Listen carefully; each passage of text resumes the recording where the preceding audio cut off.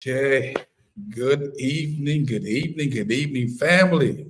It is your man, Juan J. Johnson, coming at you live on this second day of November.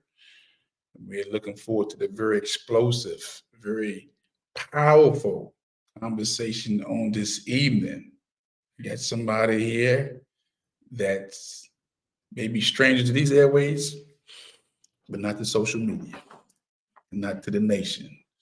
I got my own brother he's in the studio right now. And I'm just want to get these preliminaries out of the way before we bring them up, making sure that we are on all these social media platforms. Because I know how they do with me. They always limited me because I'm doing these gun pieces. So it comes with the territory. But again, we are live. This is LWF training, which is short for Lone Wolf Firearms Training. I need you to call your neighbor, call a friend, call an enemy. Let them know the lone wolf is on. We are on right now, and we are about to have the conversation. I don't know what's up. Just give me a second. We are on right now. We're going to be talking to Chef C. Is in this house. I don't know. Okay, let me see. Just make sure we're on, family, because I'm not seeing nothing. See, let me look at this Facebook piece and see if make sure we're on the stations here. Okay. So again, go to lwftraining.com. That's lwftraining.com. If you are interested in becoming a user, okay, that's number one. If you need your concealed carries, your wearing carries, I need you to go to lwftraining.com. If you need your renewals on your concealed carries or your HQLs, go to lwftraining.com. If you have a gun in your possession and you no longer want it, or better yet, you inherited the gun. Somebody gave you a gun, you inherited it. And you say, you know what, I'm not with that life right now. I'm good. Give us a call. We'll come to your house, your location, nationwide. We will come and take those guns from you and transfer them to the company for educational purposes.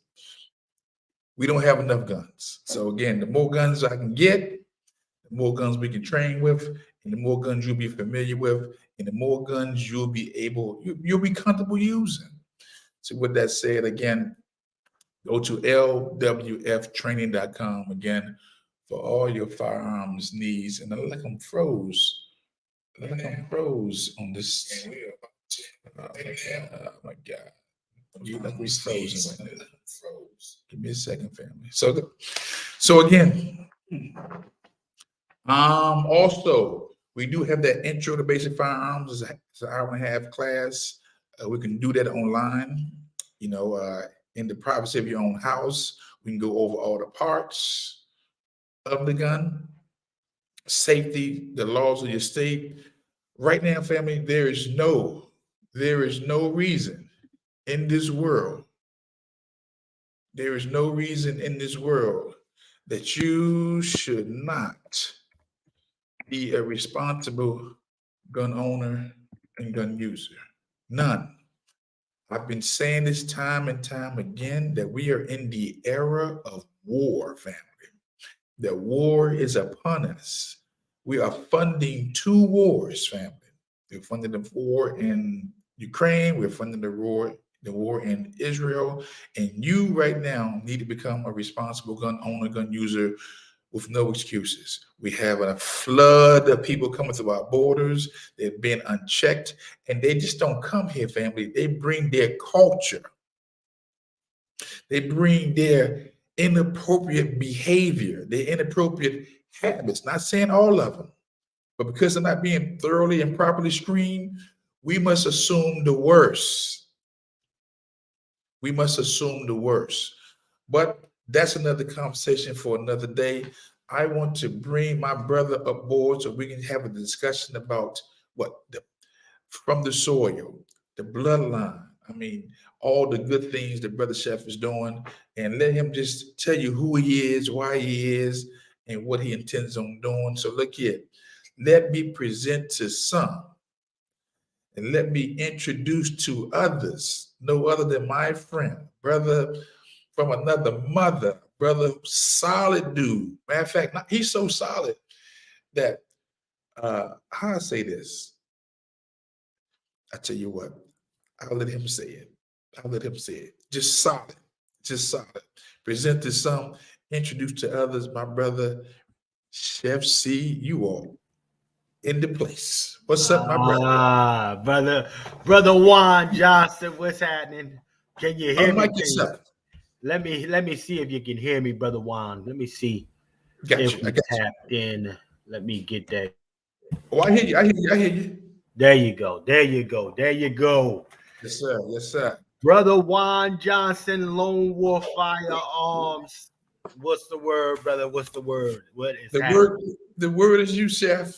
The word is you, brother. Look here. I'm so excited about this broadcast because it's on so many reasons, so many levels. One of the levels is because you're a good dude, and you are one of those you're on the scene. You gonna give us a firsthand account what's going on in this nation. I can go to you because you get the pulse. You know, there's some people out here who stay on these social media streets, right? Or they stay in their books, Yes, or they stay in their particular neighborhood community. Not Chef C. Chef C is nationwide, from Maine, Boston to California. He can be in Florida. He can be in Texas. He can be in Jersey. He can be in Mississippi. He can be in Virginia. So we're going to get a firsthand account of foundational Black American history, bloodline history, ADOS, you name it, just security, tribe history, you name it. So that's why I'm so glad to have you on, because again, you ain't just guessing. You out there touching the people, and I'm excited to have you on, brother. So look here, who am I speaking to? Who is Chef C?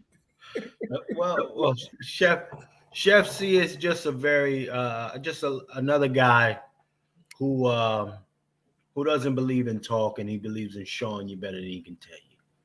And you know, I'm come from very humble beginnings, and I'm still in those very humble beginning stages in some places of my life. But you know, I'm originally from Paterson, New Jersey. Paterson, what's happening with y'all? What's happening, Paterson, New Jersey? Um, you know, that's where it all started for me. I'm a concrete jungle baby, and you know, I've decided to continue a lot of different things through culinary. That's really my bread and butter that has allowed me to see the world, you know, and to really come into, you know, some of my creative aspects of who I am, and hopefully make some real impact on my community and the nation abroad, you know, really in Black American communities specifically, right? I'm not racist. I'm prejudiced, brother Juan. Right. I'm prejudiced, baby. And you know, we've been forced to include everybody and everything that is us, while you know, being terroristically attacked by sanctuary cities, when the people who built the very country can't Hold, find any sanctuary hold, in. hold up, Chef. I know you want to go in, Listen, but I'm trying. Hey, brother. I need to get a picture of you first. When you say culinary, because I keep saying chef, Yes, I sir. need them to know that you are official chef, meaning Absolutely. that you've been on some of these platforms where you've been in competitions. Let them know about that chef part, because you're not just cooking up meals, you're cooking up revolution too. So we're gonna blend it all together. They need to know that this is a chef who's a warrior, but a real chef. We're not talking no fake chef. Use a fake chef. Give us a little bit about your chef history, just a little bit. Well, I was an award-winning chef by the time I was 17 years old. See, I mean, see, 27 years old. yep. And you know, I went through culinary, got my 2 degrees. You know, I'm certified in a lot of different areas. I've opened a lot of different restaurants throughout the country, particularly throughout New Jersey, New York area, tri-state heavy. Um, Schools, culinary curriculums. I've done a whole bunch of different things, particularly when it comes to culinary.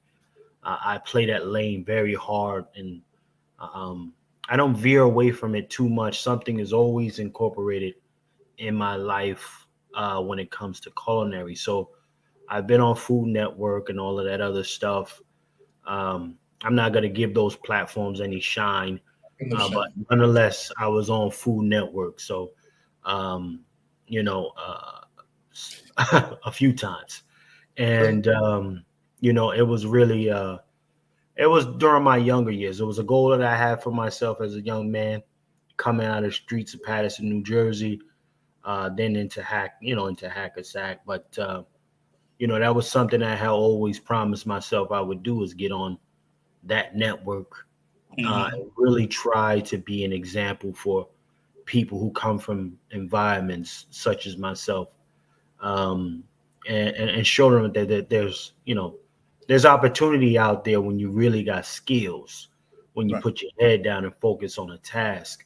So that's what we did. We went on, we got on on those shows, and first and foremost went through culinary school and all of that. But I really got a lot of my chops through the industry, right? Really opening restaurants for some big name entrepreneurs, and then decided to go on into business for myself. I've been blessed enough to partner with, a lot of high quality people to bring different things to the forefront for my community, Patterson specifically. We have a garden by the name of Green Acres Community Garden in Patterson, New Jersey. We feed about 800 families a year now, Wow. with a scholarship out of there, honoring my sister. We put on different,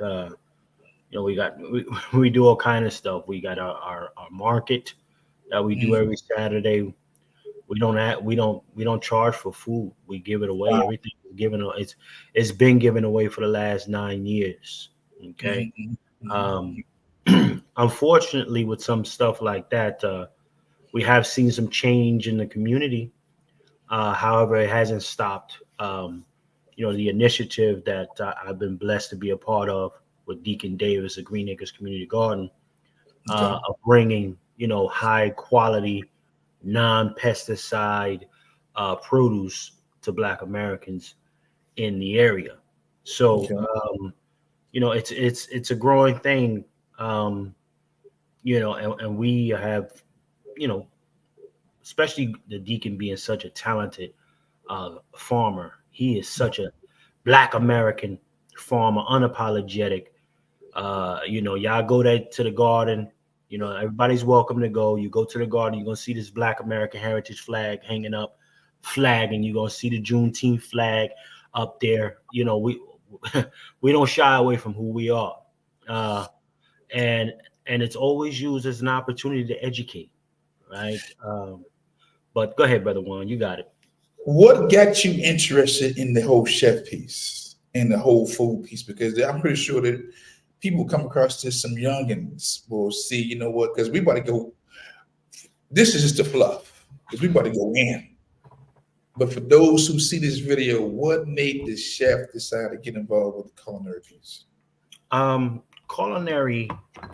I was influenced by a white guy by the name of Emeril Lagasse, because I thought he had a little bit of swag. I thought he was fly, he was popping, for a second. And he had he showed he had a little charisma. So I'm like, listen, I could be fly. I could be flyer than him with mine. I got a lot of, and this is me at 9 years old, And then I said to myself, hold on.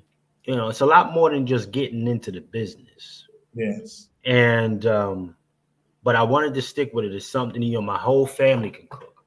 For the most part, my family can cook. There's some of them aunts and uncles that's not supposed to be touching the stove.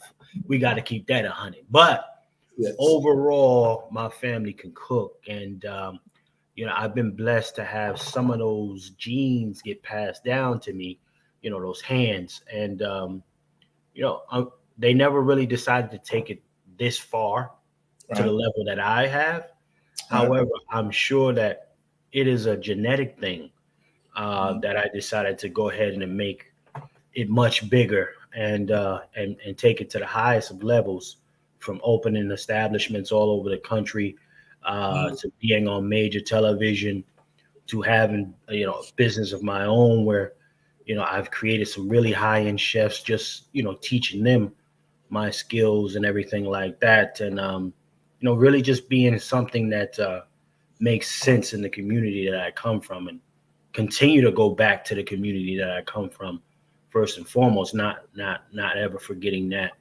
and Mhm. showing them that there's alternative options. It's not how you start, it's how you finish, and we hope to keep pushing that message.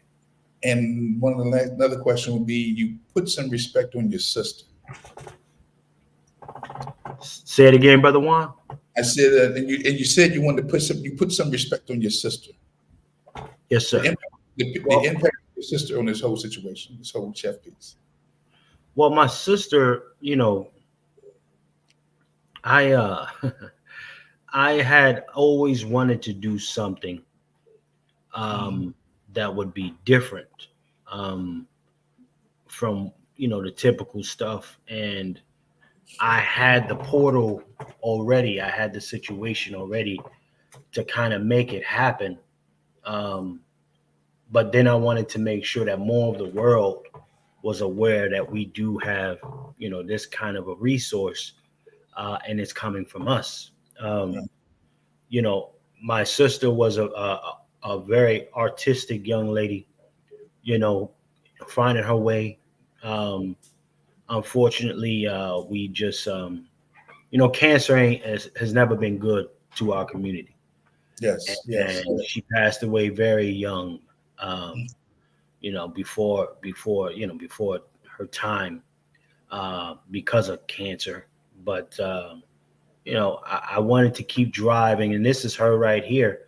I don't leave home without her, you know, Wow. and, Wow. I wanted to make sure that, you know, we could keep driving what she really was about. She was very creative. She was very humble, people person. And, Mhm. I can be a little introvert sometimes. However, um, really just driving this thing forward is something I believe she would have wanted. So I took it upon myself and, with my partner to bring it to the forefront. There's a scholarship available for people um, to apply for. You do have to qualify, right? Just like with anything else, you got to qualify for it, Right. and just go through the process. But uh, let me be very clear: I'm prejudiced, not racist. Right. It's for us. Right. Right. You got to look like this to get it, Right. okay? And I don't care nothing about how nobody else feel. Right. You got to look like me to get it, and you need to show me what you plan on doing once you've graduated. Now that those funds have contributed to getting you through school, how you plan to impact your community moving forward. Again, I brought that up again because when I did law enforcement, I only did it because my brother got killed, and I put some respect on my brother Henry Johnson, Henry Jr. I would have never been in law enforcement if he hadn't got killed. Yes, He sir. got killed in '93. I did law enforcement in '94. So when you mention your sister and you pay some respect, that just go over my head. That right there, I got to know why, because that's important. Because when everybody else fail you around you, you can always hone into that person. You know what I'm saying? That ancestor that still drives you. When everybody, because when you what you're doing and what we've done and what we're doing, uh, people gonna fail us all the time, and they may even flip on us. Right. But that ancestor you got around your neck, or that paying homage, that don't die. That's always there as a reminder to what we do. Again, I salute her. Salute you for what you're doing. And Yes, sir. for me, that was important because again, because when we start talking this real talk, I want them to see the humanity of this brother, the humanity and the love he had for his people, unapologetic love, like any other person, like any other group of people, any individual. So we get that. We got that. What is from the soil? What is from the soil? From the Soil, Brother Juan, is a is what some believe to be an answer Mm, to uh, unanswered cries and pleas for just general human respect and acknowledgement, first and foremost, right? From the Soil uh, is one of those things where uh, you get tired of hearing the same old thing, right. and instead of hoping or praying that it comes around the corner for you from somebody else, you decide to take the bull by the horn and do it yourself. Right. Um, you know, we at Bloodline Films have created a piece that I believe is before its time. Right. However, this, just like our beautiful Black American woman, they age like fine wine. So, Mm, this Bloodline Films From the Soil is the same thing. More people who are becoming familiar with From the Soil, they've been looking for something like this, right? yes. From the Soil prides itself on not having celebrities be the show, be the Mm, star. The soil, the people on the ground, are the star of this yes. production. Um, it is essentially a piece that brings the elegance and the high caliber quality of what we are as Black Americans, innovators, creators, our cuisine, everything that makes this country great, done by us. Yes. And through this indoctrination process, they've told us that everybody else is responsible for what makes this land the land of milk and honey, except for the very people who built this thing, which is Black America. Mm, Okay. Um, From the Soil shows that whether it be coast to coast, we show the contribution and the foundation of what mm. makes this country great, and it starts with us. How many states have you visited so far for your from the soil? Because you got season one, which is in the books, and now you're on season two. Yes, sir. We are in season 2. Shout out to my team. This particular undertaking is so heavy, Mm, brother Juan. This kind of work, because even when you go to these different cities or states, um, you take a little something with you, yeah. or it gets in your bag with you and ride back home with you. Okay. You Okay. know, Okay. you know, and so I try to keep myself calm, and because this stuff is heavy, because doing the project, um, to answer your question, as far as states, we've been to 9 states already. Wow. Okay. And I mean, that's just, and this is all funded by us. This is no, we have no, we have nobody tapping us on the shoulder and saying, yeah, here, I gave you 100,000, 300,000. Nah, this is coming out of our pockets, Right. Right. directly out. Ugh, I feel it. You understand? Directly out the pockets to do all of this. Uh, Yeah. we have started uh, a platform to get additional contributions from people who are interested. However, this thing is coming from us, and you know what? Listen, that's okay for the most part. Right. You know, we wanted to show the people that you know what, everybody doesn't always have an ulterior motive, Right. right? Um, as we continue to travel to more states, Brother Juan, just having as we speak, we just finished filming the production of episode Virginia. Right. And Virginia, man, you can't talk about From the Soil. You can't say anything about From the Soil without going to Virginia, the birthplace of chattel slavery, Brother Juan. Yes. The 23rd Infantry, color infantry was there, right? Them Mhm. brothers, anybody that watched the movie Glory, right, should have an idea of what I mean when I say the 23rd Infantry, them brothers. Uh, there is no union without the 23rd. Right. Okay?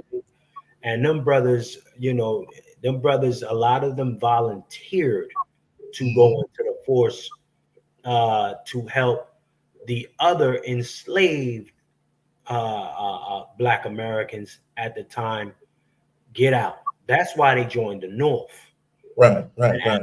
as we find, more of the information, um, From the Soil is going to be waking up a lot of these things that are fallacies. These bogus narratives that were coming out, and our formula with which we do this thing, uh, we keep the integrity of it. Now there are some um, cinematic tools and properties that have to be used just to construct the project. Right. However, we pride ourselves on not having a script for this project. This is no scripting, and everything that happens in From the Soil is real time.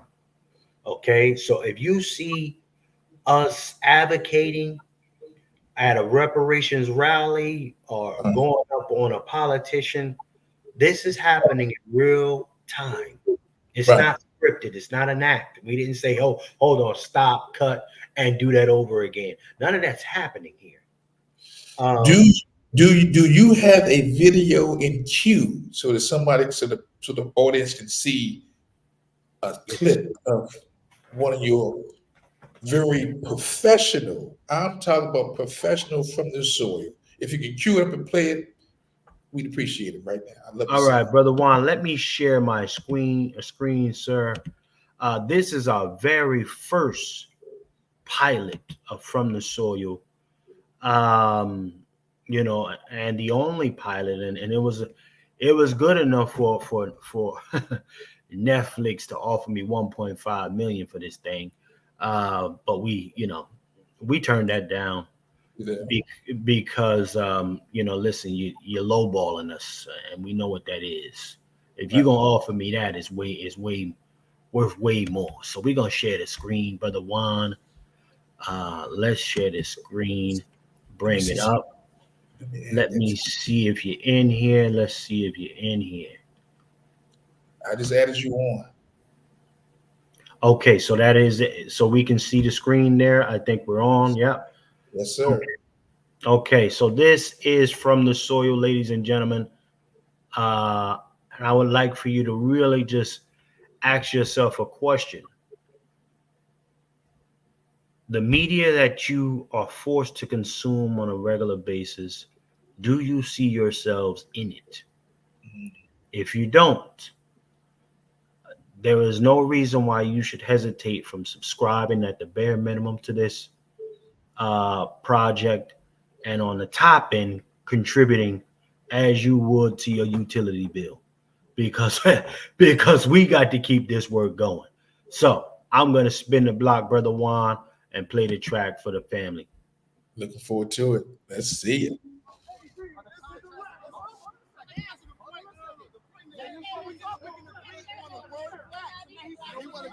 Standing with us, you stand in the way. That's not the time to have that conversation. You're not standing with us. You're standing in the way.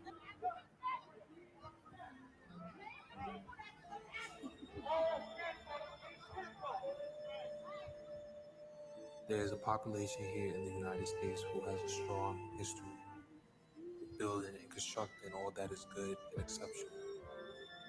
However, that same very unique population of people are dismissed and minimized for the genius contributions to this land. Fortunately, they no longer accept being ignored. These are their stories.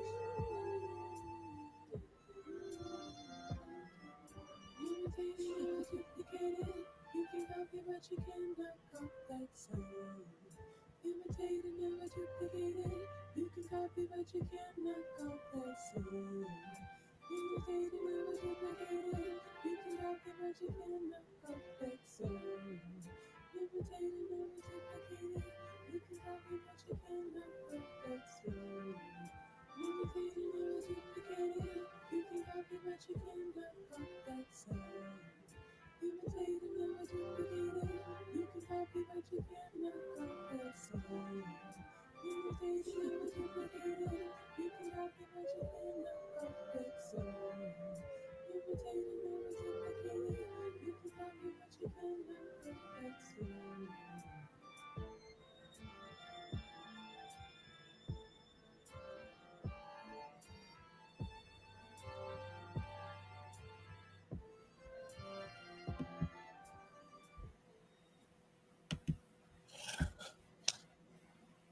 That's what's up. That's what's up. Yes, sir. Yes, sir, brother Juan. Yes, sir. And here you have right now our very first exclusive look. For those who've never seen it before, it's an exclusive. For those who've seen it, it's a reminder. But the quality, I mean, the professionalism, the clarity, again, and it's coming straight from you. You budget this whole thing. So, family, again, introduce to some, present to others, brother Chef C, who's doing our thing, not just his thing. He's doing our thing for our people. So I salute him for that. I love, man. Look, just the clarity, how clear it is. This is not no little piece. He just put things together. It's very professionally done. And again, I salute you, brother. Yes, sir, brother Juan. I have a phenomenal team, a small and mighty team, but it's a team. Mhm. And as usual, I can't get nothing done without the squad. They are the ones who, you know, listen, I ain't got them. I can't get it done, Right. and that's really what it is. And if they don't come with the same level of passion that I do, when it comes to this thing, it's really just not a piece, but a great deal of the team um, is doing this thing because they feel like they owe it to their bloodline to get it right. And that is the formation of where of Bloodline Films came from. This is not your ordinary, media conglomerate. This is everything has a reason why we do what we do here. And, even when you see some of those different protest images, those are actual live Yes. reparations rallies or us being out there advocating for Black America. That's real time events going on. Yeah, And I saw you had different states, and a lot of people may not be familiar with the pull-ups and the yes, rallies. yes, So, sir. so let us know what is the pull-ups and what are the rallies? Well, essentially, pull-ups are often, well, the pull-ups come with 6 points. We first initially jumped the pull-ups off with 5 points. However, we found through trial and error, well, not even trial and error, just through experience, that there was a necessary additional point that needed to be added as we, advocate for our reparative justice. to Right. be very clear, reparations. And what we wanted to do with this thing is really make sure that the points were concise, whether Right. we were traveling to city halls. And what is the to define the pull up, these are different states around the country who have taken the initiative to advocate for Black Americans in the state that they reside, particularly on different points, reparations, stopping illegal immigration and putting cap on immigration in general. Yes. We're looking for the same protections, CPS, same protections that some of the Native Americans are getting with their children. We need that for our kids. So, stop CPS from doing all this crazy stuff, giving them to these weird families that abuse Black American children, Right. or rape them. You can bring them kids back on home, Black America. We care We about too. our kids, right? So gatekeeping was another point that was added. Okay, um, gatekeeping the culture more specifically, Yes. and Yes. our culture, which is part of the reason why From the Soil was created. There's so many people running around and talking about America. Americans have no culture. Hold Mm. on. Black Americans Black specifically. Americans, let's be clear about that. Black Yes. Americans specifically have no culture. Yes. Hold on. You came from a whole other country. You're not wearing your country's garb. You're wearing ours. Facts. So who doesn't have culture? Okay, because that's the real question that's got to listen. I'm not going. I'm trying not to go there, brother Ron. You know how I am, brother Ron. Go there. Go there. Go there. Listen, We're gonna release the Kraken. the thing we gotta keep 100, brother Juan, is that you can't come to another country and then say that very country has no culture, Yeah. or the people who built it specifically, right? Right. You understand? We built this. Black Americans built this country, Yes. and you're gonna tell us no culture while you enjoy every bit of it, of that culture that Yeah. quote unquote doesn't exist. All right. So if it didn't exist, why aren't you wearing your garbs? Why didn't you stay home since you have so much culture? What you're doing for Black Americans is you're telling us just how shitty your place is. Yes. I have no interest in going any of those places because I see how fast you quick to pick up and haul ass over here. So why am I going to be excited to go and check you out? Yeah. Nah, you telling me where the fire is, and it's right here with us. So I'm gonna embrace everything about being a Black American.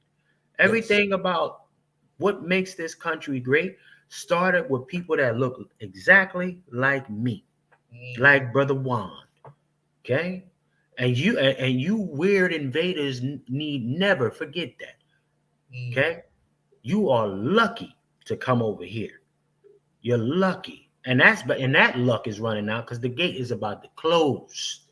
The gate is go Let ahead, me brother Juan. ask you, how much of that has to do with our previous generation and them not protecting the culture? That people can come through here and just hijack the culture. Yes, sir. Well, you're gonna try to hook that, hey, brother. Oh, wow, you got them. Listen, here's what it is. Okay. Because look at where there's an offspring, there's a root. And we got to deal with some roots. Yes, sir. People, I mean, I'll let you talk. This is your interview, but I just asked the question. Go ahead. No, I mean, listen, we're gonna have a dialogue, brother Juan. But however, listen, when I look at the situation, a couple people took off, right? A couple people clocked out of work early. Okay. Yeah. A few never showed up to work. Mm. Okay. And a couple generations after that, unfortunately, have to suffer or deal with the fact that people don't want to get out of bed. Are we You know, talking about the baby boomers, the silent generation, the great generation? Well, the great ones probably passed away. We still got some silent ones around, but these boomers are still here. yes, sir. Yes, sir. Well, I will say this, Brother Juan. What we have is the vote blue, no matter who, need to get the hell out the way. All of you tap dancing, scary Negroes are treasonous. Okay? You sideline do nothings. I listen, I have no respect for people who, because ultimately you force a person that looks like me to have to pay the price. Right. While you could potentially outlive the riders Right. because your cowardice existence, okay, has shelter in this injustice system here. However, a outspoken person such as myself or you, Brother Juan, yeah, there's, you got to watch those type of niggas. You know how they do us. This is that type of nigga right there. Nah, we can't let him, and with the project From The Soil, From The Soil is a reflection of what people don't want to get out. Okay, because listen, there's been no watering down. Okay, right. That's not you. we tell the folks to say it with their chest before we even turn the cameras on. Yes. Okay? Say it with your chest. Don't hold back. Don't come around me with that politically correct stuff. Right. Right. That's treasonous. Okay. And then expect to get the story right, but you want to be politically correct. How does that make sense? So, the truth of the matter is this: a lot of those other ones that tapped out, they have done a serious injustice to the next generations, and unfortunately, some of us are there trying to clean up the mess. Let me ask you a question. What does it mean to be 100% grassroots? 100% grassroots is often you're a lone wolf, Brother Juan. You're a lone wolf. You are the outcast of the unpopulars, right? You listen. A lot of times, the work of the grassroots isn't recognized until it's too late. Unfortunately, Yeah. however, most of the real grassroots, the real, not people who put their names on grassroots. No, grassroots are often people who show you better than they tell you. Right? Often those grassroots individuals or people have results. They do have results that you can track. Right. Some people do make some mistakes because, again, in this snaky kind of a world, people come to you and they seem genuine. Okay. However, there are lessons that the grassroots continues to learn, on their way to reparative justice. Unfortunately, these are still lessons that have to be learned because, grassroots, the part of the grassroots is we don't spend a lot of time with the verbal jousting, Right. right? Right. We pick things up and move things. We get out there and we do things. You got other word salad people who manipulate. They Yes.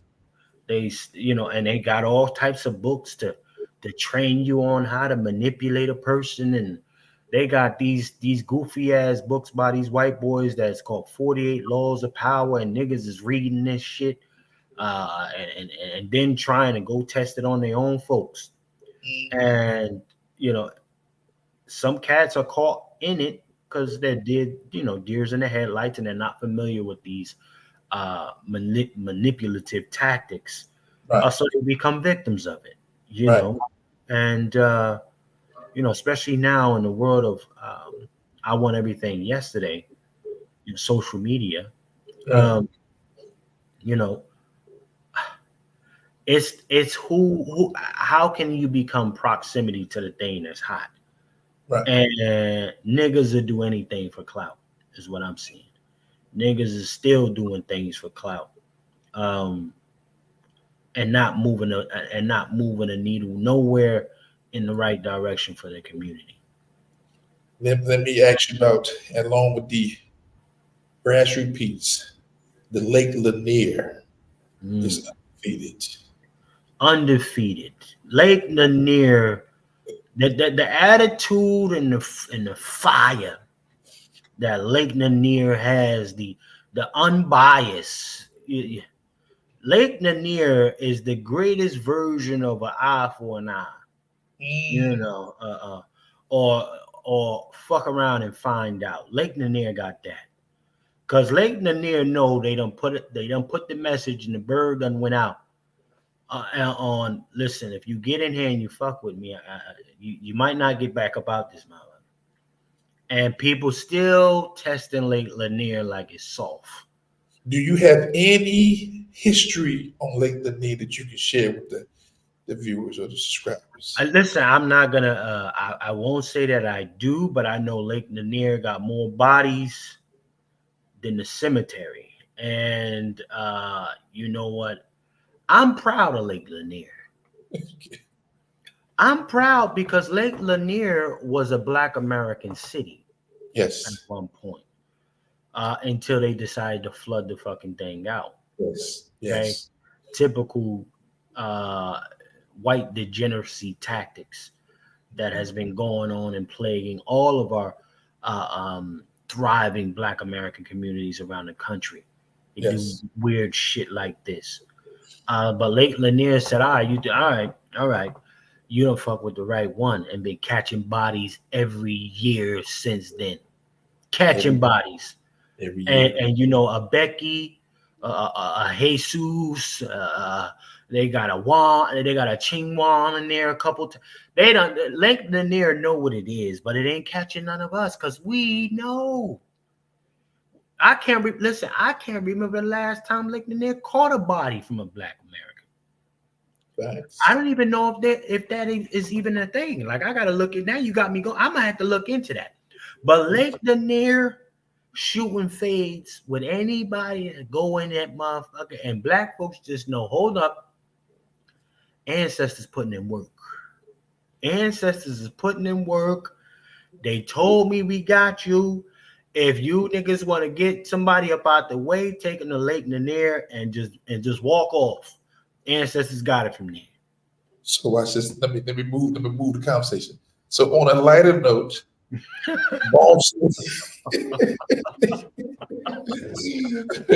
Tell us about the shipping in Boston that you came across, the information that surprised you about the Boston and shipping. The Boston and what? Say it again. Couldn't hear you. So shipping Boston. When you did some study in Boston and about how they used to ship, or No, that was no, sir. just I haven't done anything in Boston yet, sir. I haven't done anything in Boston, but we're gonna touch Boston because Boston, that Tea Party, they them boys up there, they're a little overdue for some understanding, to say the least. Boston is one of the original racist fucking cities on the planet. They never been nice to Black Americans up there. But I digress, Brother Juan. So, in your travels, what has surprised you the most, as far as something that was so intriguing that it just really blew your mind? What state was it, and what was the thing that really like, whoa, I didn't anticipate this. Well, I'll tell you this, sir. I I went to school up there in that New England area. Right. But New England gives me a very weird vibe, energy every time I'm driving up that sawmill and then get on that 95. going all the way up. It's just a very eerie feeling up there. Mm. Um, but the body counts aren't what talked about up there, especially going in that Salem, Mass area, right? Mhm.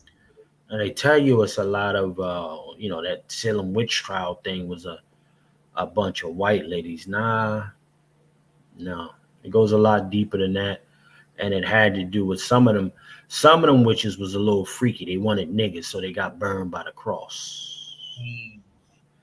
They liked us. They liked us. They loved us to the point where, um, of course, their counterparts didn't like it. Right. So women, uh, unlike Caroline Bryant, who said, claimed all that nonsense and got our brother killed. Emmett, rest your soul, brother Emmett Till. Um, you know, it was claiming that, if they did find any of them witches with a black man, they called her a witch and burned her by the stake. That was the justification from burning a lot of those women up there, Right. because they was in love with niggas. Wow. And if they didn't want to get burned, they would then say, "Oh, he raped me." So that's where a lot of that came from, and it trickled over into Caroline Bryant's generation. Right. Um, you know, but the women during that time, what I'm learning is that, just a great deal of them they were just as ruthless as their counterparts, right? So some of them would even just say it just because, and they knew that it would rile up a whole bunch of folks, and they would go there and try to burn down anything that had our complexion. So, um, but when I'm thinking of Boston, brother Juan, especially that Boston area, um, Boston, Boston has never been kind to our people. Right. Okay. Um, and the mere fact that a lot of these places are allowed to exist, drives me crazy. But to answer your question, the craziest thing that I didn't expect to see, when I went to Connecticut. Okay. Connecticut, we had the Connecticut episode that we were filming, From the Soil, and we were outside the Black Whaler uh, fabrication house. Okay. Okay, and that it had gotten painted pink and all this other weird shit.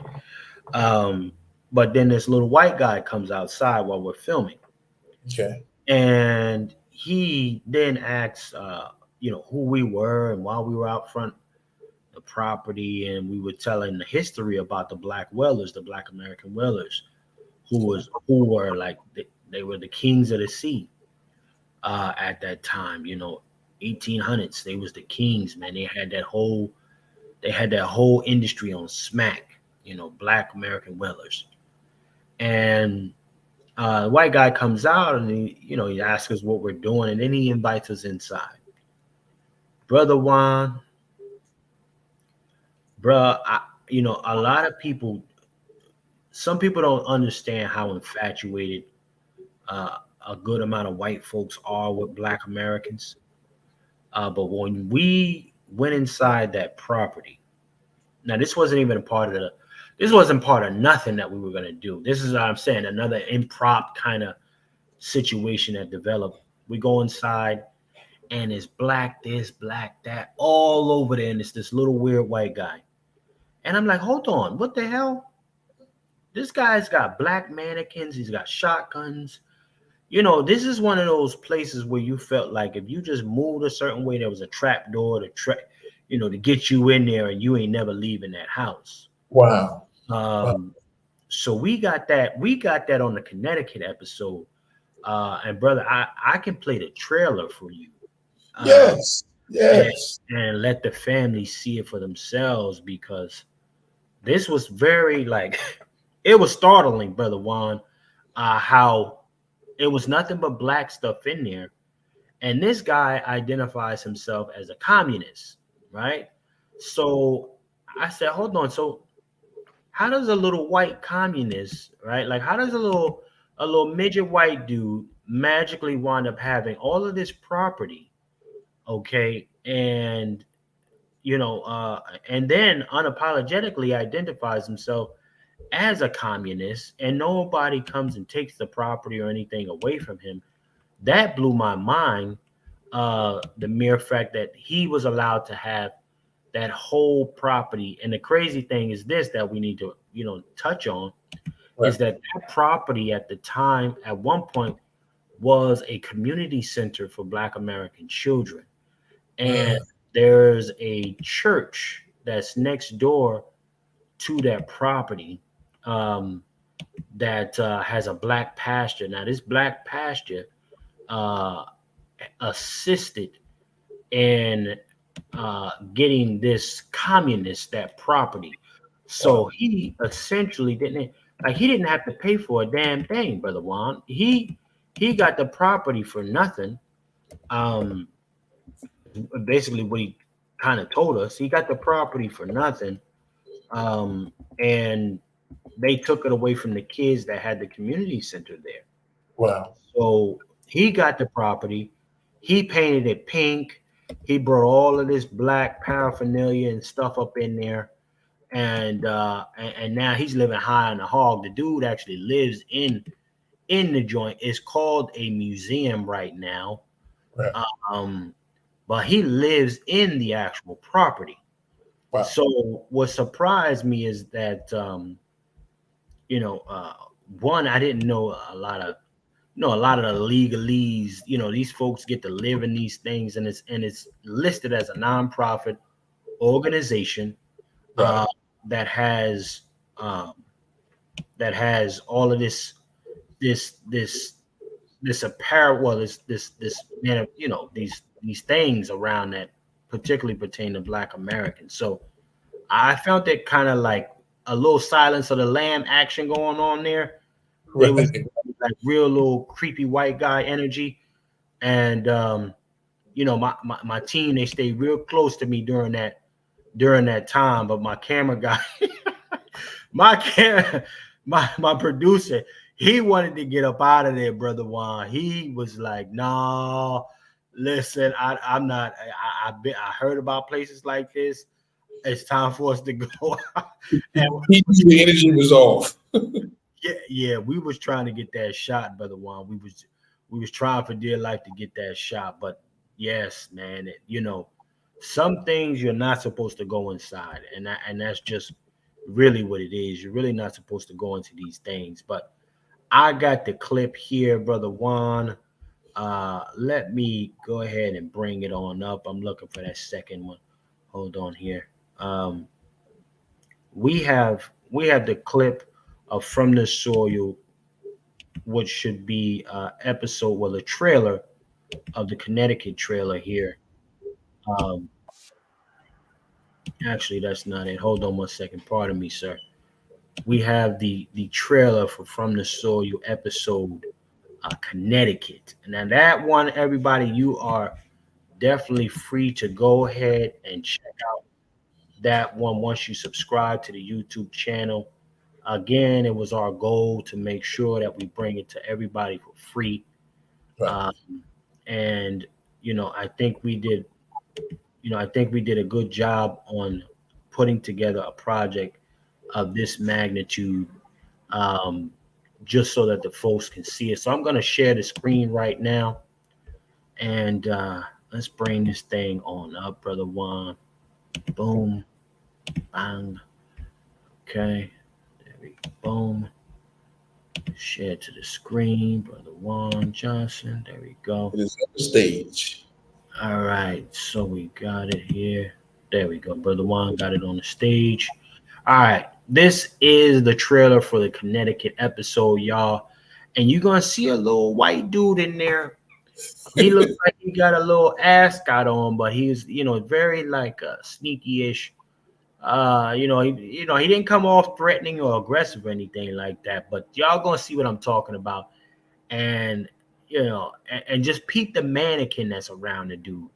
So we're going to play trailer for From the Soil episode Connecticut.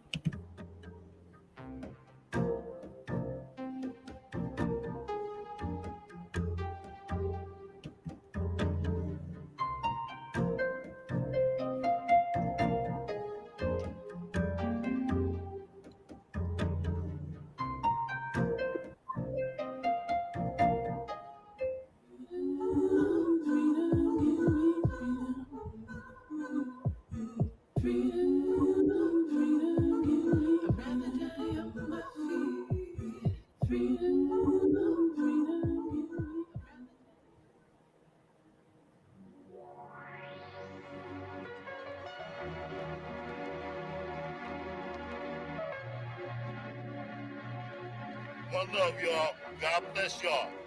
Black Americans all over the country, baby. They say don't wait.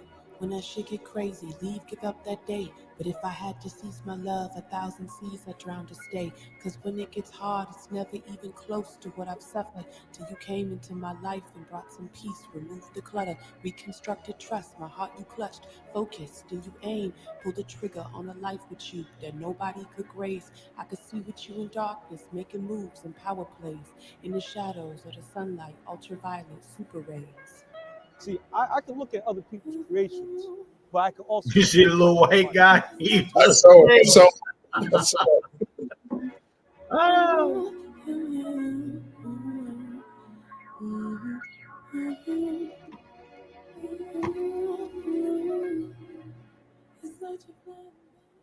Yes, sir. There you have it, Brother Juan. That All right. is From the Soil right there. That episode is the Connecticut trailer. But yes, sir. We had that was a great episode to film because most of us didn't know, at least I didn't, that we ran whaling, a whole whaling industry at one point in time. That whaling shipping industry, right? Yes, sir. Okay. Yes, sir. They actually fabricate the whaling, and that would be turned into, leathers and different things that they would break that whole whale down and use it multiple ways. And I had no idea that was our industry. Wow. Now, because again, being a guy who comes from New Jersey and concrete jungle, my only understanding of uh, us is, it's limited. It's kind of limited. Right. However, when somebody says to me, and shout out to our liaison for that episode, Brother Engagement, he said, "Man, this is Wales City," and I said, "Hold on, what you mean Wales City?" Wow. He said, "This is Wales City, bro." And we start digging into it and find out that a Black American man was the one who created the harpoon technology. Okay. What? Yeah, that's us. So, um, that, and then when you click on that scene, and check out the episode, again, that pink house that you're gonna see, that's where they would break the well down, right? Break them down, fabricating, begin to melt down some of the skin and stuff like that to be processed. It was done right at that place. So, we have been pillars and drivers of industry for such a long time. Even now, with everything, you're seeing these kind of canal street knockoff versions of Black Americans in different industries right now, and stuff is not lasting. Right? They tell us, okay, they some of the Mexicans, they work fast or whatever it is, but then you got bridges collapsing. You got those the ones you got on your work site. But Black Americans, they building houses 1700s, 1800s, property still holding up. Solid. So this is like, listen, when we filmed the Virginia, okay, first and foremost, phenomenal. Shout out to Virginia, showed us a lot of love. We also filmed Gary, Indiana / Chicago. A lot of love out there. And we filmed Baltimore, which was just as equally high in the love and respect and embrace that they showed us coming there. Those are 3 episodes in the whole that will be a part of season 2. Okay. But to really touch on the Virginia thing, especially Nat Turner, we're talking about Nat Turner. Country. Yes. Went out there. We went out to the place where he caught 65 bodies. Had to lay a few folks down on his way out. But, you could still feel the ancestral energy stuck there. Um, Virginia, Fredericksburg. We talked about the Battle of Fredericksburg as well. We were on several plantations out there. Cotton, when you talk about cotton, now people aren't even working those fields anymore or maintaining those fields, but the cotton still grows Right. like it's yesterday. I saw that video of the cotton. I saw the video of Nat Turner's house that you showed. Yeah, but yeah, I was wondering about the cotton. I said, who's maintaining the cotton? Because I'm still seeing it growing. Nobody. Wow. And they're not building around that. It's just open field, right? Just open field, Brother Juan. And Brother Juan, when I tell you, I'm talking about acres upon acres, open field of cotton just growing wild. I wonder if it's in the bodies under the in Of, that soil. of course, you know that, Brother Juan, right? Our blood is all through this place, all through this country in the soil. And you know, we have always been built to last. Yeah. Right? Damn near everything we ever touch, it, you know, it still is still popping up naturally on its own. So the mere fact, and I picked up some cotton. I picked some cotton. I pulled over to the side of the road, okay, and I grabbed me some cotton. I saw that. Grabbed me some cotton, and I'm gonna tell you, man, um, some of this new stuff that they're using to stuff teddy bears and stuff, that's not cotton.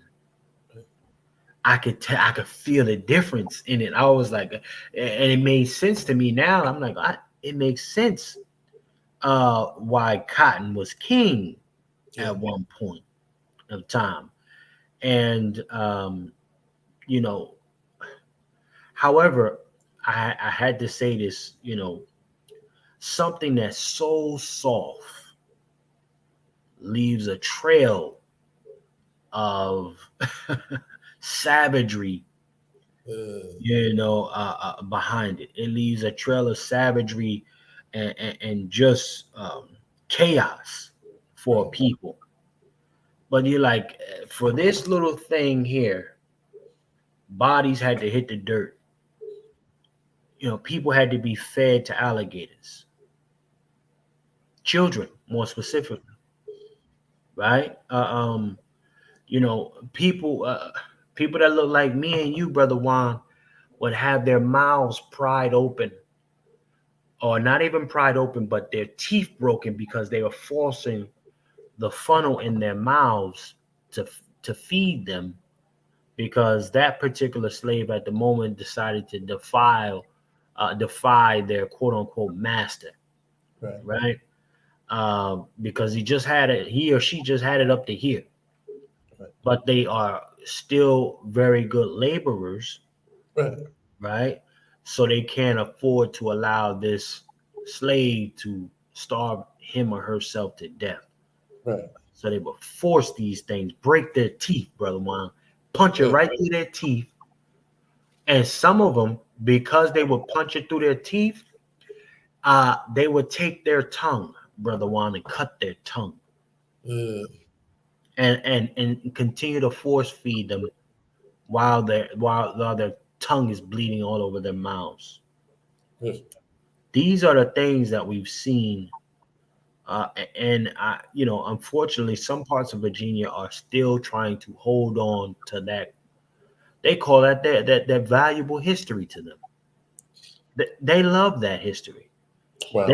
They don't like the idea that somebody would try to make them take down statues of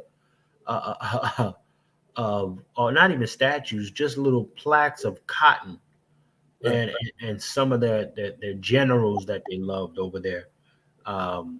You know, I went into Virginia and I got a lot of passive aggressive energy from folks. You know, a lot of folks still very passive aggressive. You can tell still some of that energy is there, and they're just coexisting because they've been forced to coexist, but they would prefer not to. Right? They waiting for the opportunity for it to go back to what Donald Trump calls the good old days, or making back when America was great, quote unquote. Right? Speak to the resiliency of our people, because after all your travels, studying and reading the history and documenting, and again, you were right there on the scene where people are literally living vicariously through you, brother. They're living through you. I'm living through. It's a lot to live through. I gotta tell the folks, because anytime you decide to take on this kind of work, because I'm a chef by profession. That is what my bread and butter is. Let's not forget he's a chef. This is what I really do, this chef thing for real. No IHOP, no Denny's going on over here. But it sometimes it can be a little taxing on me, because I want to have the energy to do this work, this docu series, and still be able to function with with my business. But sometimes you get like flashbacks. We were at Portsmouth Pier in Virginia, and that was one of the main piers with which they used to bring in 500,000 plus slaves in or out. Okay, and you could feel slaves in chains walking that pier to land or leaving land. Right, cotton field, you could feel slaves working that field. Wow. When we were at Nat Turner's, you could feel the uprising, but also the cannibalism that followed. Wow. Right, you could feel it, because they did eat parts of Brother Nat Turner. They ate him. Yeah. There was a block, a slave auction block in Fredericksburg, Virginia. Right. And we were documenting that, and this is something that they would have your ancestors, my ancestors, and possibly the viewers' ancestors step up on this auction block, right, to kind of model them or parade them around potential buyers, as just these objective, like, hey, look at this one, she's got good hips, or look at him, and he got good shoulders, he can work a load, or look at her, she's pregnant, so that means I'll give you a good deal, you can get 2 for 1. She's got a baby coming that can be a couple generations. These are the thoughts of these folks, right? When it comes to looking at us and the way they feel about us. And a brother out there moved to have that plank removed from the corner in Fredericksburg. And he was met with some resistance during his first time trying to get that removed out in the public. Wow. And their response and their reason for it, Brother Wong, is that that is significant history of Fredericksburg. We want to keep that history out there. Wow. They told a man that looked like this, who more than likely their ancestors sold, that nigga, I want to keep that out there. I remember my family told it was great pleasure the way we did, y'all. So we want to be able to remember this. And how dare you? How dare you move to remove our history from us? I find it interesting that they do not teach this in the elementary and high school levels. I mean, the stuff that you're seeing and sharing, why do you think they won't teach this? I mean, it's like you have to literally go look for it, but they won't teach it. Well, Brother Juan, like I know, the greatest way to keep a people in change is to make sure that they don't know who they are. Yes. right? Yes. That's another way of having them submit indirectly. Because you know, and then you got invaders who come over here and then tell them, the people who are here, that they also don't have no culture, right? So it's like, what history do you have? Well, you got the history and you have the culture that's been erased by this injustice system that you reside in, um, because they bury it. They whitewash it. They keep remixing it and hiding it and tucking it up under this and under that, and nobody's taking the time to uncover all of that and bring it to you. So say, hey, listen, you got over 50,000 patents. Be proud of who you are. Right. This country functions because you exist, right? You know, people can take a shit because of you. They can open the door to their house because of you. They can see you at when it's dark outside because of you, right? So these are the things that when we take the time to reinforce, right, or to some, in some cases, for folks who don't know, introduce Right. what makes you a great people. You can't be defeated in a system like this. You may have to exist in it for now, but you can't be defeated by it. Right. Right. Right. And digital footprint matters, right? Yeah. Digital footprint matters. And what we're doing here is one hell of a digital footprint. They can try to whitewash it, they can try to drown it under a whole bunch of other bullshit. But you know what? At some point, people will come across this thing from the soil Yes. and say, hold on, why wasn't I told about this? Why haven't I seen this? Yes. This is who we are. Because the same people who feed us media are the same pieces of shit who told us Christopher Columbus discovered America. Right. Right. When we find out that the rapist never got off the damn boat, he ain't never get off. So you know, this is listen, we got to remember that the same media we follow are the ones who initially told us that don't wear the mask when we had the shutdown, when quarantine was going on, and then came back and said you can wear your mask, right? Yeah. Yeah. We got to understand something. Like, this same media is the media that only props up one portion of what Martin Luther King was talking about, Right. right? But they never talk about Martin Luther King's Other America speech. Yes. He was letting niggas know we was coming to get our check. This is the media you trust, you get your information from.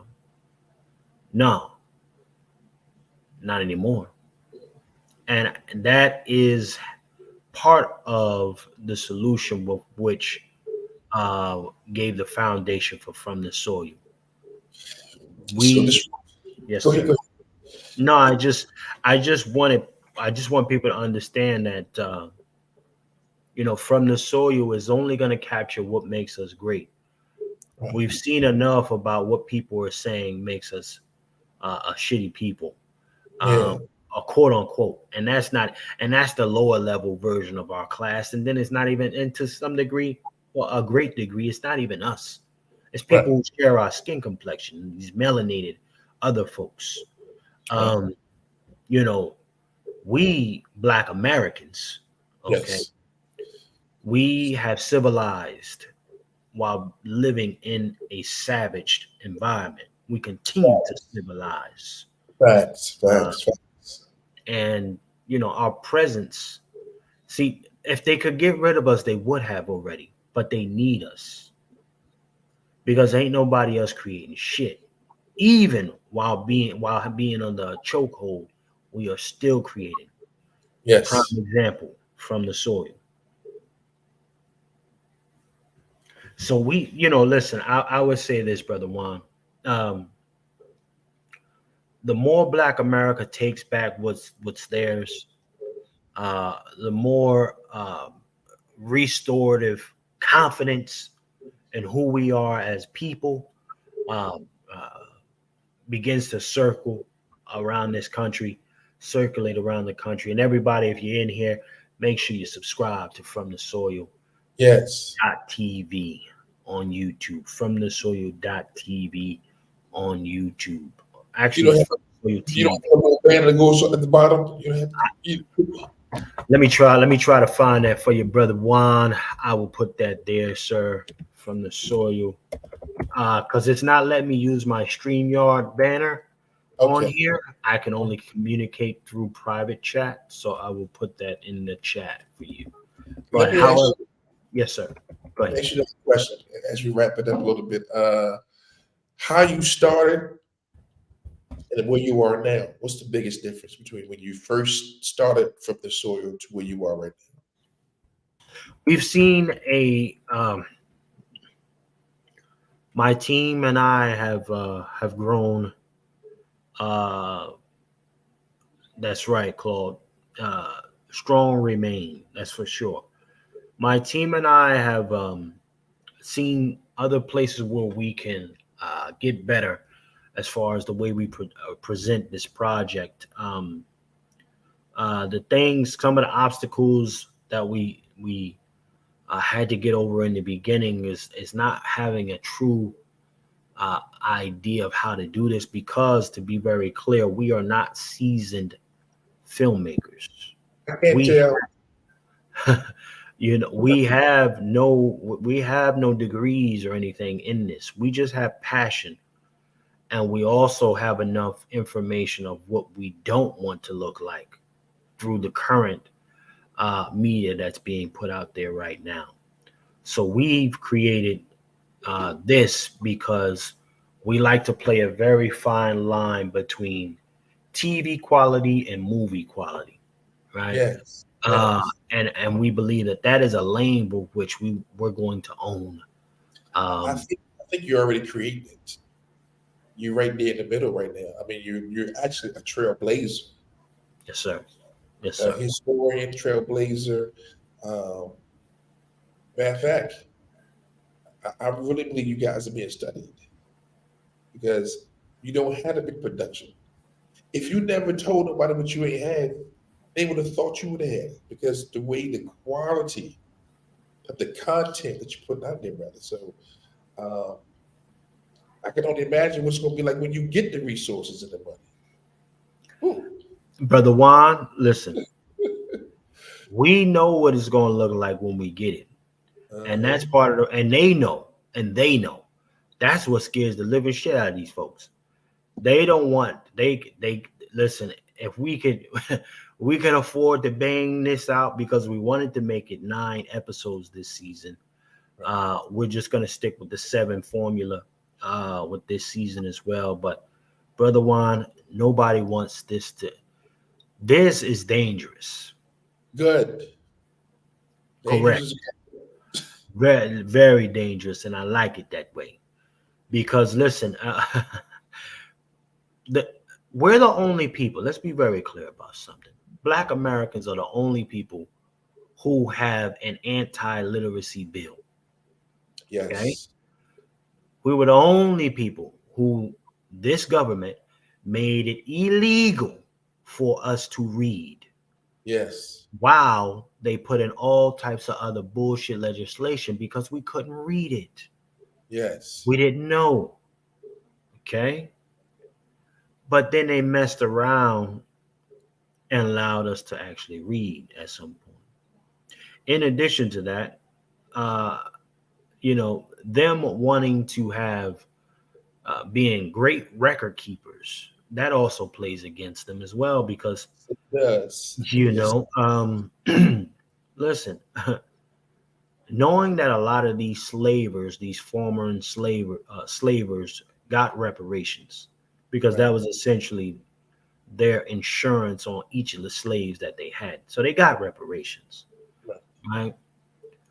It then becomes very difficult for you to deny an ancestor or a descendant of an ancestor, reparative justice, Yes. your children, your family members are still benefiting. Shout out to RFK, JFK, that whole family, Yes. right? Yes. They are still benefiting from his bootlegging, right? Right. Right. And America calls them America's royal family. Royal family. That's right. So you're the royal family. You started out bootlegging and breaking laws. Your family came here breaking laws. Right. Okay. But you can't give Black Americans reparations. You don't believe in it. RFK said he doesn't believe in cash payments, reparative justice for Black Americans. It should go through systems. And when I listen to a fool like that, knowing that because they say they don't know how they're going to distribute it, Brother Juan. Well, the same way you distribute funds to Ukraine, right? Yes. The same way you distribute funds to Israel and Pakistan, because you think you're kind of playing both sides of the fence over there. You think you're slick, America, right? You think you're slick. Uh, uh, uh, Stop Asian hate, all of this nonsense. Also, when we had the quarantine, they knew how to give unemployment direct cash payments to our bank account. But you don't know how to do reparative justice. You can't put it in the bank account to individual. It's got to go through some kind of what? I need you to study all of this other stuff. Right. Stop telling us you got to study us. I know you niggas is buying time. They're buying time, Brother Juan. Yeah. You gotta stop buying time because they're coming up with the next finesse. Yes. And the more time they buy, they're like, okay, well, let's get these niggas to look at this over here while we go through this over that way. You're not gonna play this Houdini like, hey, look over here while I'm doing this while they running out the back door with the bag. We gonna stop. We got our eyes on you, okay? And this particular type of a platform, From the Soil, you will never find another documentarian or series with which real advocacy is actually taking place while documenting. Okay. There has never been an opportunity that we miss, whether it be showing up at reparations task force meetings while filming, Right. or advocating on the ground because Black Americans needed some kind of a presence somewhere at the moment. We never miss the mark in doing that. Doc, are you thinking about putting together a pamphlet to show folks how to do it? Because you're on the scene, firsthand account. Again, you are a trailblazer. There, I just care. I once the rest of our people care more enough, and we'll be able to change it. We don't need a lot of folks. We don't need a lot. We just need a small amount of people. Just a small amount of very consistent, reliable, do what they say they're gonna do kind of folks to change the whole country. Yes. Right. And I think we're getting close to that, and they know we're getting close to that. So it's just about waking more people up and pushing the message of what From the Soil is. Starts with confidence, starts with an understanding and appreciation of who you are as a Black American here in this country. How can the people support From the Soil? I got the. Yes, sir. They can support us, Brother Juan, by hitting the Cash App $FTS49. Yes, sir.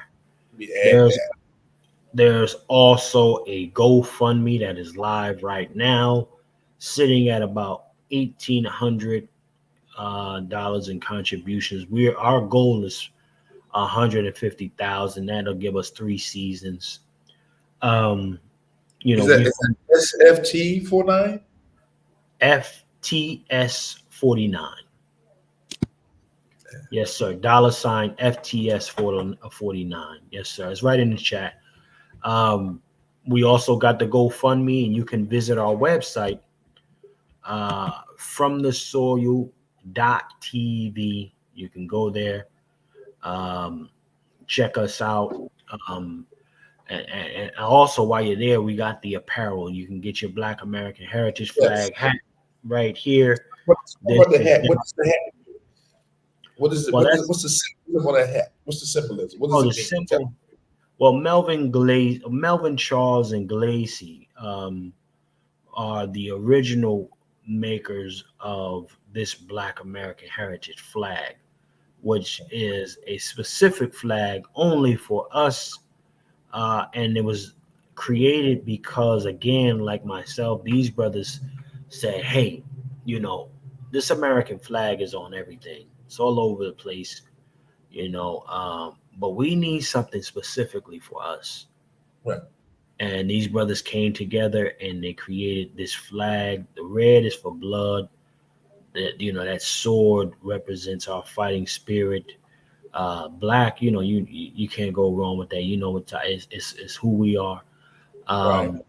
And that, these are some of the symbols and with which the brothers decided that, we just got to put something together that's specifically for us and our people that resonates with them. And my goal has been to put this on everything. So this hat right here, this is a new era. This is a new era snapback hat, very fly.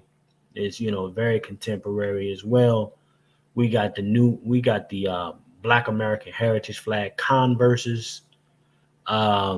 We got Black American Heritage flag aprons, Right. for all the folks that got Thanksgiving coming up.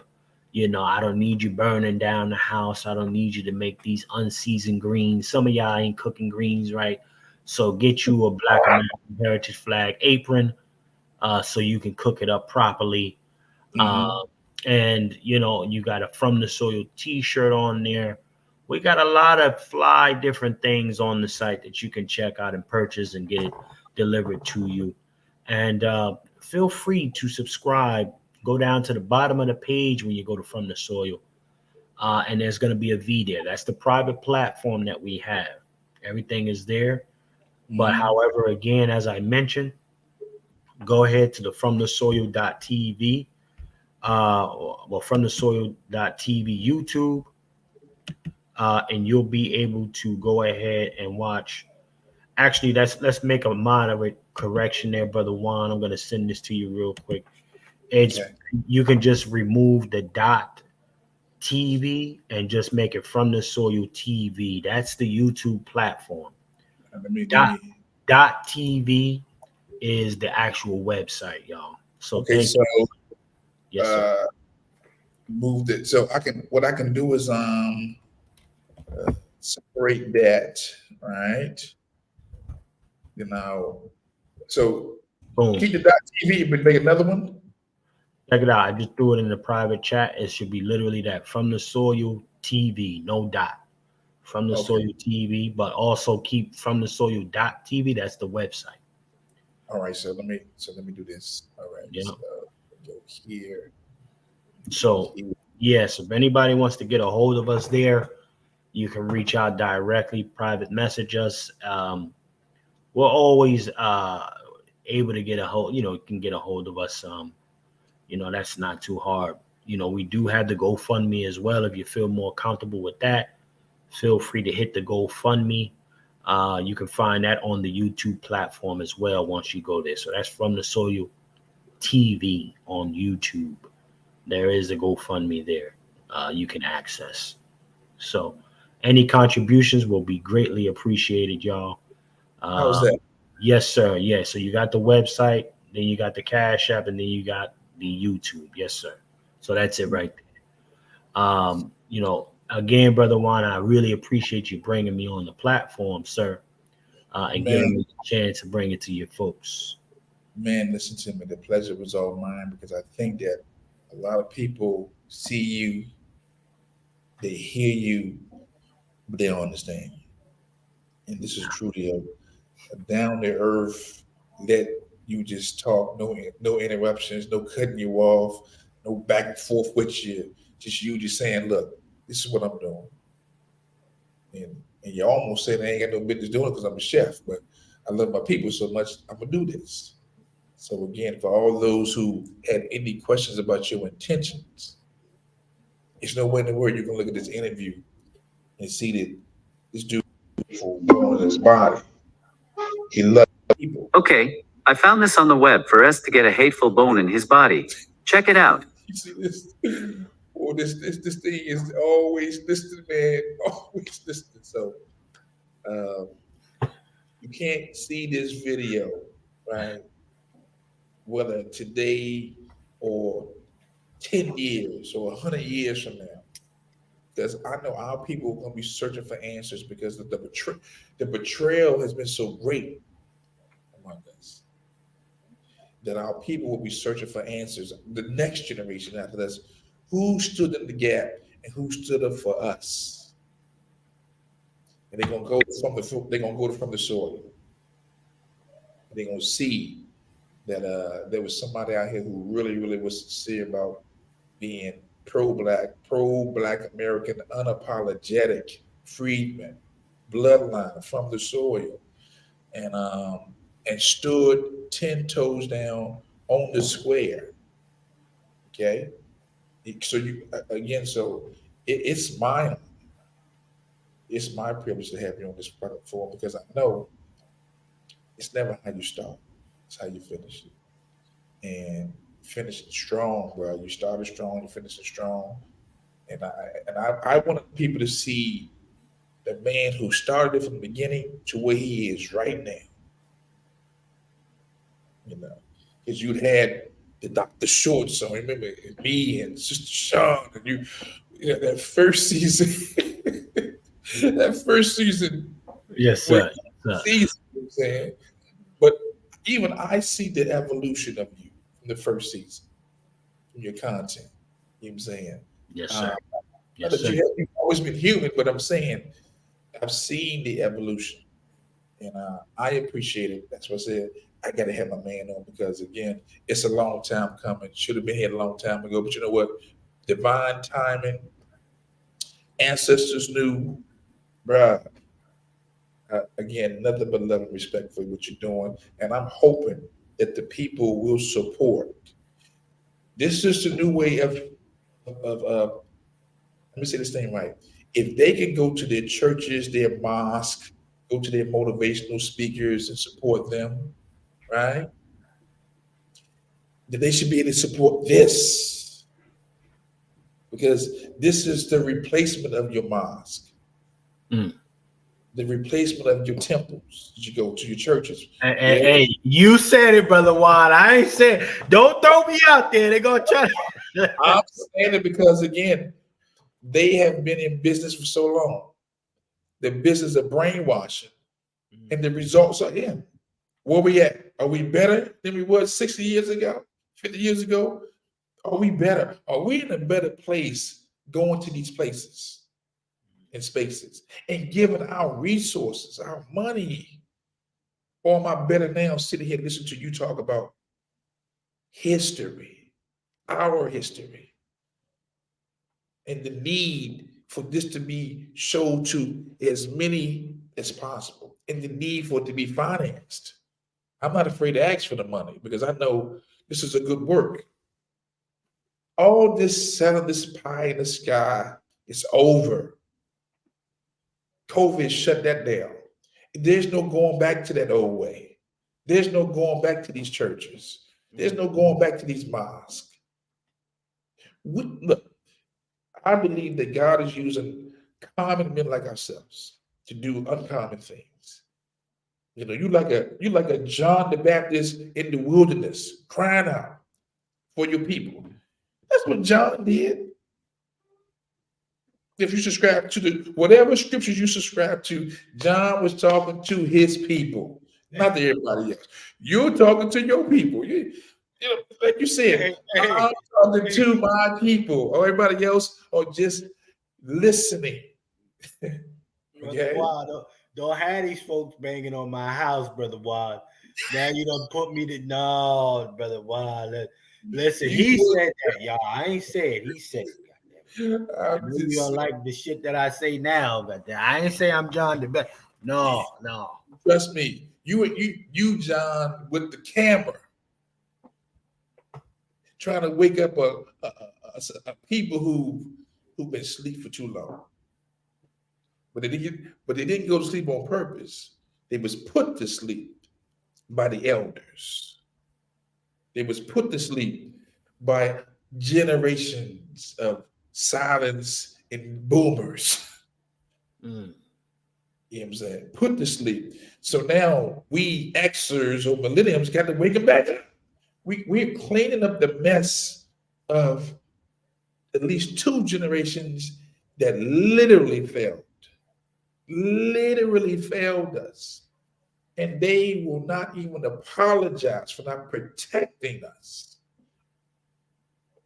or not even protecting the culture.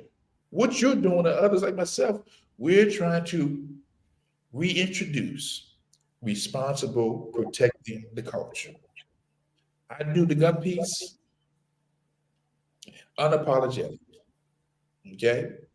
Because again, we've been told not to defend ourselves. Mm. I don't subscribe to that. How you feel about people with these buyback programs that participate in that nonsense? It's a violation of trust.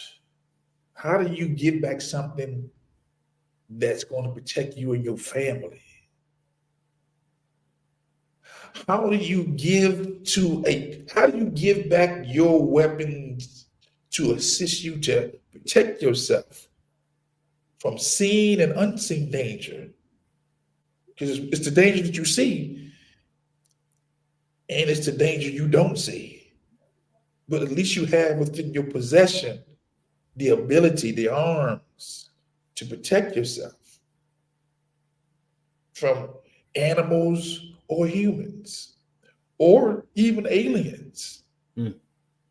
But to give it back, to give up something that can protect you, what you're telling me is this: that your self-preservation switch has been deactivated.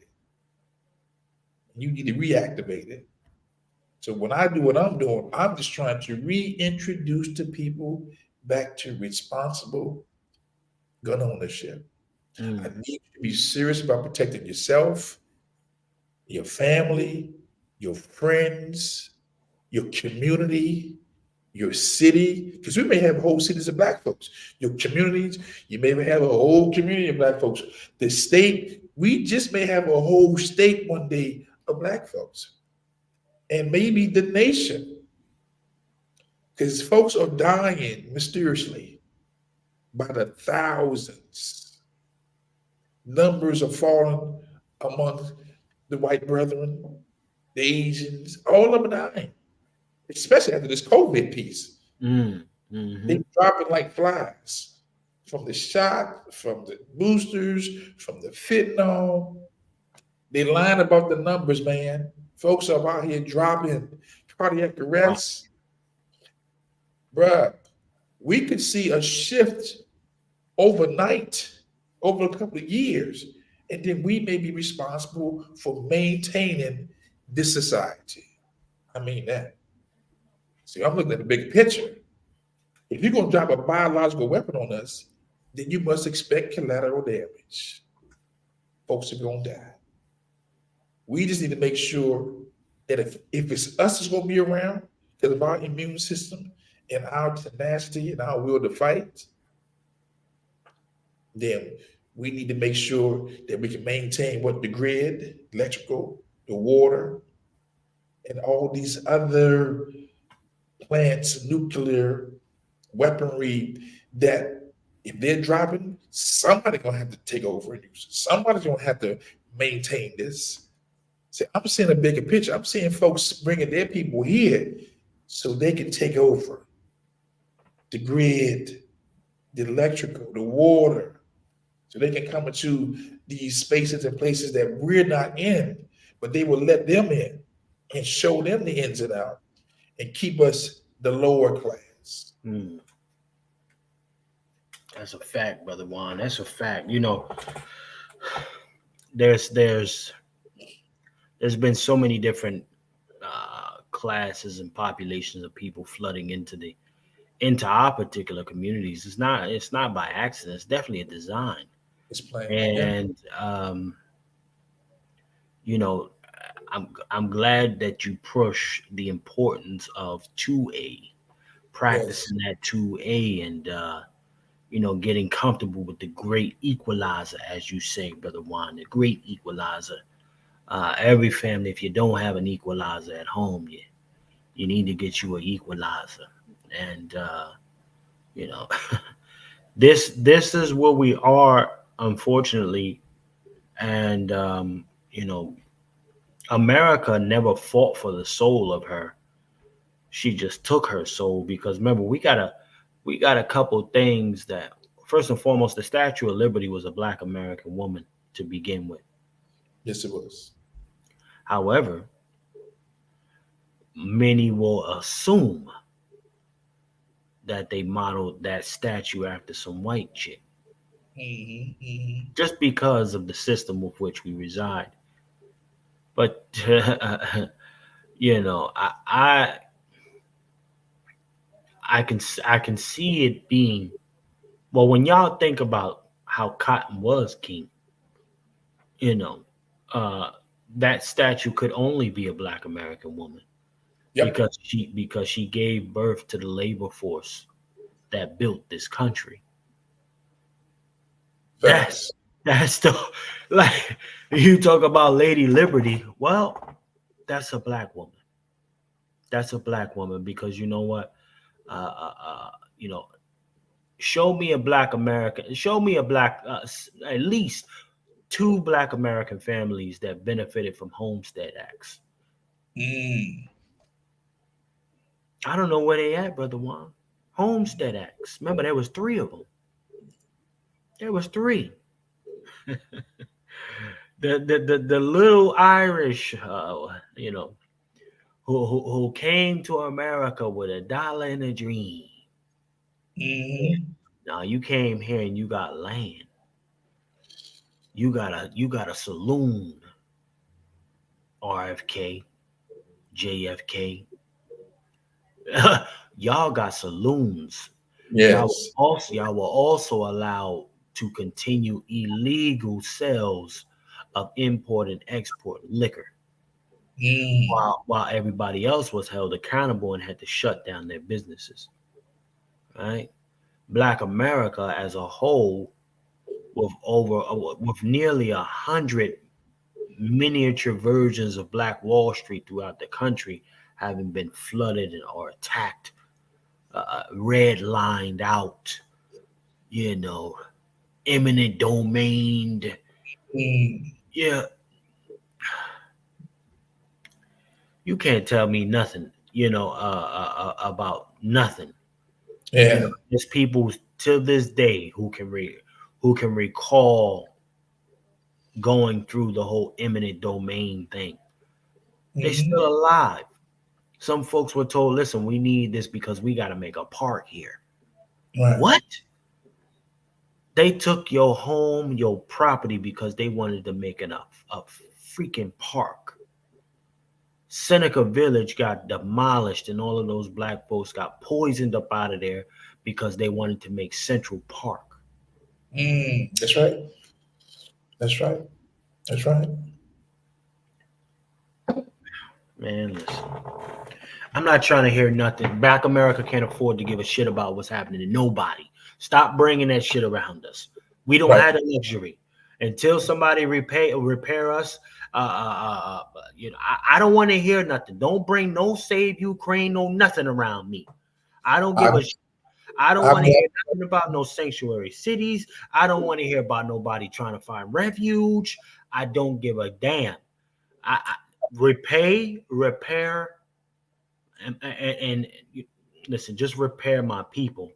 Because this is not like it's something that you're trying to give a handout. See, the only time it becomes a handout is when we come talking about, yo, hey, you owe me. Right. It becomes a handout, and then you try to shame us into not, chasing after that bag that we're owed. Right. Keep Right. that same handout, or that same giveaway talking points when you're giving shit away to Ukraine, Venezuelans, all of these other people. We don't hear none of that. We don't hear it. And Right. I don't have the luxury to give two fucks. Listen, I'm paying crazy amounts of taxes from my businesses. It's going to all of you raggedy runaways.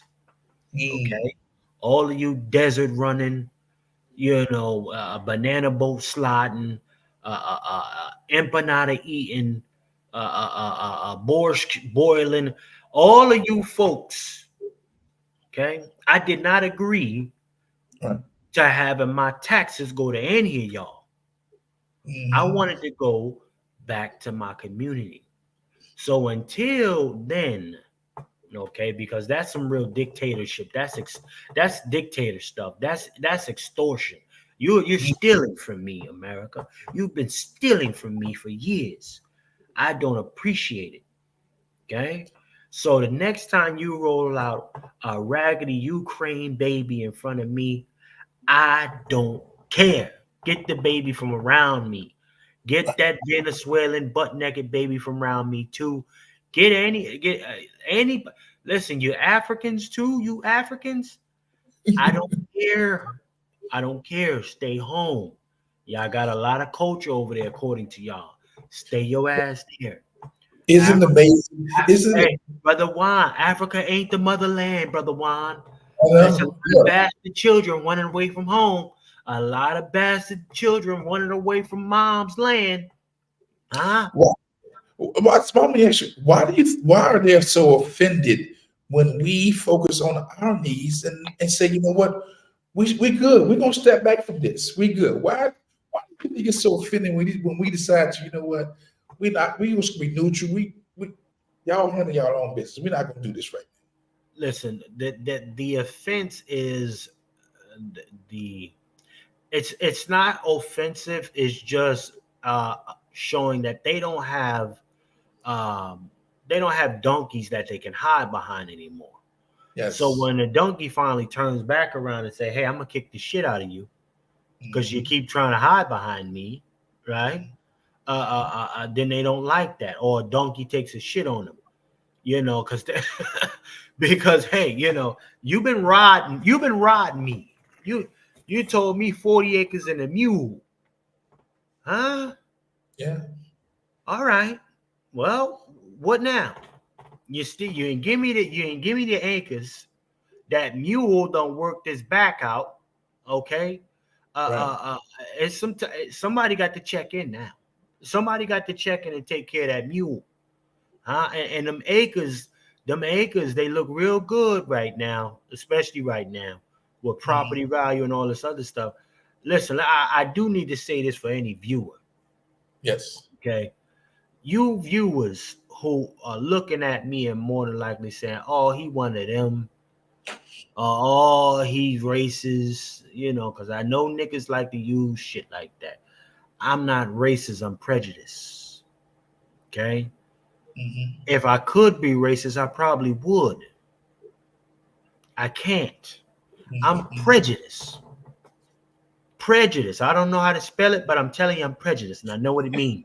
Okay. I'm prejudiced. You understand? And I care more about Black America than I have the luxury of giving a shit about anybody else. I don't have that luxury. Right. I don't have nothing against anybody else. Right. I just know when you are being prioritized over my folks, I got an issue with that. Yes. And that's Yeah. where my prejudice is coming from. If I could practice the same nepotism I've seen many of you invaders practice throughout your time being here, illegally, many of you who run out them visas, who let them visas expire and you stay your raggedy ass over here and don't go back home. Yeah, I see you. And Dr. Claude had a very good example of prejudice. He said, when you go shopping for groceries, every time you pick up a fruit, you're being prejudiced. You're looking at Mm, which one is spotted and which one is clear, which one is. So we all practice prejudices. right, We right. all discriminate when we buy our food, when we get our clothes. You ain't just buying the first thing you see. You look at it, you picking it up. Yeah, that's not what I want. You put it down. Yes, sir. Yeah, there's nothing wrong with it. We all practice a little prejudice. So you know what? You good. We all Yeah. do it. Yeah, everybody do it, but we got holier than thou, righteous folks that like to come on and be like, "Oh, this nigga." No, listen, you are the reason why we still have to fight the way we gotta fight. You folks Facts. with those thought processes and limited because you're scary. You're a scary clown. Listen, you in the way. You're in the way. Step aside. Okay. And for those family members that still holding on to that property, don't think they need to pass it on to the next generation. You in the way too. Pass that on. Stop holding on. Then you gonna go ahead and sell it to our abuelita or Juan or Cesar. Listen, brother Juan. This is some of the stuff I see. I want them type of niggas to know I see you. We've been seeing you, and enough is enough. Yes.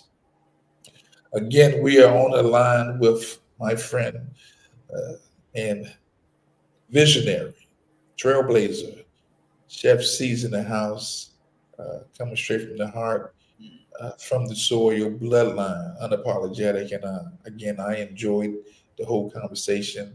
Again, his information is right here from the soul.tv and $ FTS49 if you're on the Cash App, and from the Soil TV. Please support. No amount is too small and no amount is too big. As a matter of fact, if he get $1 million, it ain't gonna hurt. It won't hurt. Listen, we did the math, brother Juan. $1 million puts us right at season 12. See, and We somebody here, will have then covered the entire United States, Black America's United States. So yeah, hit us with that million. Because we know what it costs to produce this shit. Again, Black people or just people in general need to be reintroduced to giving. For whatever reason, we give to the foolishness and not to the seriousness. And this is a serious project, serious people doing serious things, using his own resources. Okay. But if you've seen any of his work, if you've heard his voice, if you've seen him do those battles on those social media spaces, you know he's serious. And he's not just battling. Most of these folks out here talking, they're not doing the work. They're not doing the work. I got a brother on who's doing the work and he has the receipts. So again, I need you to reach into your pocketbooks, into your socks, your drawers, those secret closets. I need you sometimes to pull out that deed, you know what I'm saying, take a loan, you know what I'm saying, maybe your endowment, wherever you can get that money from. I need you to be a blessing to this brother and his project, because who else you gonna give it to? Who else? At least you know it's going somewhere, it's doing great things for our people. Again, I am honored to have this brother on. I appreciate him giving me a slice of time. We went over, but we didn't really go over. I mean, it felt like, I can almost go again because we really get riggedy wrong. Right. Right, brother Wild. We didn't really get tight busy in it, but we got some stuff out, brother Wild. We got some Let's Talk 2 is here. Oh my God. Let's Talk 2. Brother Quentin is in the house. Oh, brother Q. Brother Q's in the house. What's happening, brother Q? I sent out a request. I sent out one to Dr. Short because I was going to surprise and pop up in. He never responded. Well, he did call me. I couldn't take the phone call while he called me, but again, this won't be the last. This won't be the first or the last. I look forward to having all of us on, me, you, Dr. Short, Yes, sir. Sister Sean, and whoever else you can think of, and just have the conversations. Because again, it's a new day, it's a new thoughts, it's a new mindset, and we're not functioning like the folks before us. We are protecting the culture. You know That's what I'm right. saying? And I like I said, I take joy in when I do teaching folks how to do this whole gun piece, because I know it's a reintroduction to a whole new generation. I look forward to doing it, brother. Yes, sir, I brother mean that. Juan. Thank you for having me on the broadcast, sir. And you know, whenever I need to be there, I'll be there, brother. Just let me know. We'll make it happen. Brother, you got a front row seat. It is anything you want to say, any last part of words you want to share. Again, we got Chef C in the house. His information is right there on the screen, from the soil.tv. The dollar sign FTS49 for the Cash App, and From the Soul TV. This is how you can reach him. Anything else you want to share, brother, that we left off that you say, I forgot to say this. What do you want to say? The last thing you want to say, or any Well, insights, encouraging words? Go ahead. well, I will say this: Black America, our road to liberation isn't a sideline uh, job. You got to get involved in order to make the change that you need and the change that you want to see in your community. It requires you to get involved in your local politics and to some degree nationally. All right. There has to be reparative justice. We need every last bit of that money and some, right? There's interest that has occurred, and each year that goes on without us being repaid, the price goes up. And you have to communicate that to the folks who are quote unquote in charge. No, you apply the pressure, they will fold. I'm gonna land with that, brother Juan. Brother, that was a good landing moment right there. And I will just add to this: we Black Americans in good conscience can't support until we see those reparations, until we see that protective custody, that protective custom status. We need to be in a protected class status, man. That's right. There's some things we need. We need the reparations now, not tomorrow. We need to be put in a protective class status. And All of us. I gotta say this, brother Juan. Don't be afraid to delineate. Yes. Stop Yes. flattening yourself. You ain't flat. Nothing about you is flat. Yes. So don't let them tell you you came from somewhere and then you never seen it yourself. It's not even in your bloodline. Do your Facts. research, check your genealogy, understand who you are, where you're from, and you move from there.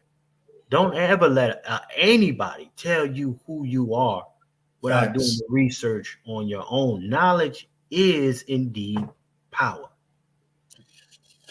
I could not said it better. Again, we have been blessed to have Chef C on these social media streets. Again, thank you, sir. His information again is right here for those who want to support him. Let me see. It's right here. From the soil.tv. And the Cash App FTS49, and From the Soul TV. That's how you can reach him. Again, we thank you, my brother. Appreciate your time. I'll give some parting words, but again, thank you. You are appreciated, and again, I just thank you, brother. I mean, thank you. You're doing a good work. Yes, sir, brother Juan. I'll catch you around. We'll be chatting, brother Juan. Thank you for having me, sir. Okay, sir. Thank you. Now, and just like that, From the Soil, brother Chef C was on, giving us his perspective, showing us some all black love, black foundation, black American love, black freedmen love. Look, family, the time to be uh what's that word I'm looking for? Not sure about who you are, insecure about who you are. not standing on who you are, not being ashamed of who you are. The shame comes from not knowing the history. Dr. Clark, Dr. John Henry Clark said so eloquently before he passed away that a people who don't know, or better yet, a people who don't respect their ancestors, their offspring won't respect them. And we're living in the age right now because we haven't put the respect on the ancestors. We haven't put the respect on our lineage. You're seeing our offspring not having the respect for their elders. And so we have to, oh Lord, we have to, we have to, we have to put more respect. Let me bring up one, let me bring this brother. I was about to go, let me bring him up. Let me bring him up. Let me introduce to some and present to others none other than Dr. Randy Short. Good to see you, brother. How you doing? Oh, I feel like a white man in Black America, in charge, getting everything I don't even deserve. You just missed, I mean, Chef C just left the building. I'm talking about within the last 1 minute. When you popped up, he popped out. It would have been good to have you with all of us on. Well, you should call them back. Well, look, we've been on for 2 hours. But you know what? Hey, if Chef, he has the link. If he wants to come back in, he can. He can come back in. He can come back in. We have Dr. Short on right now. Wow. We got 2 heavy hitters, Dr. Short and Chef C, just pulled up on the mic. Doc, do you want to say something? Do you have something you want to share before we end this broadcast? Well, I just want to remind people that the Angry Black Men's Book Club has launched. Okay. And we are covering, the series is called Beauty Isn't Skin Deep. It's on Shirley Chisholm. Okay. And she's the best evidence. In fact, not everybody is born with the trademark Halloween mask face, but she was. Okay. And we're talking about her and feminism. And I'm just reading. I'm going to probably do something tonight. Angry Black Men's Book Club comes over YouTube and my Facebook pages. And I'm also putting it up on Vimeo and other places. But please check it out, Angry Black Men's Book Club on YouTube as well. We're going to be sharing that in this Angry Black Men's Book Club webpage. And we'll be talking about that. But, we are going to have to do a show. I'm waiting for the book. I'm waiting for that book, Brother Juan, so we can talk about We Will Shoot Back. Did you get the Cash App? I don't.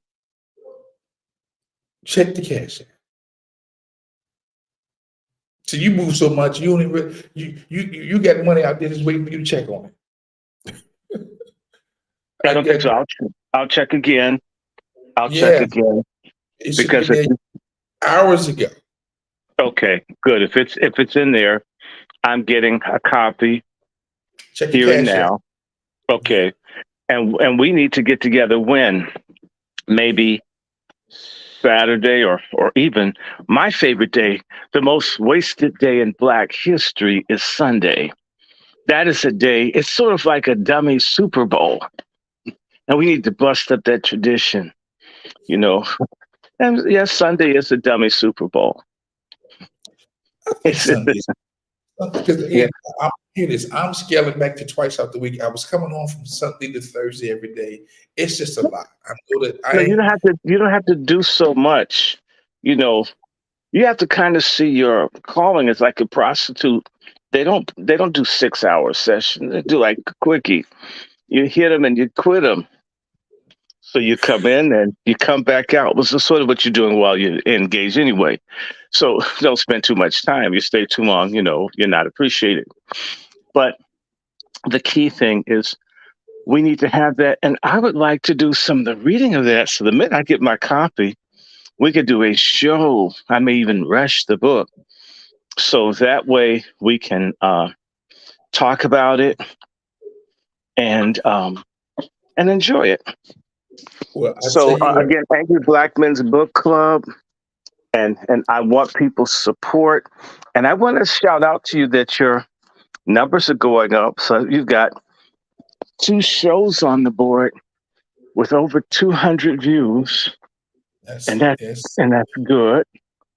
And that's so we need to do a show. And here's the beauty: if I do a show with you, I'll just put mine up on Vimeo, so that way I can StreamYard to you, and we could do it at the same time. okay. And that's my hope is with you and Brother Right. Quentin and others to begin to help each other's platforms as we move in the direction of lifting up each other's that are trying to make an impact. And I met this phenomenal woman this morning, Okay.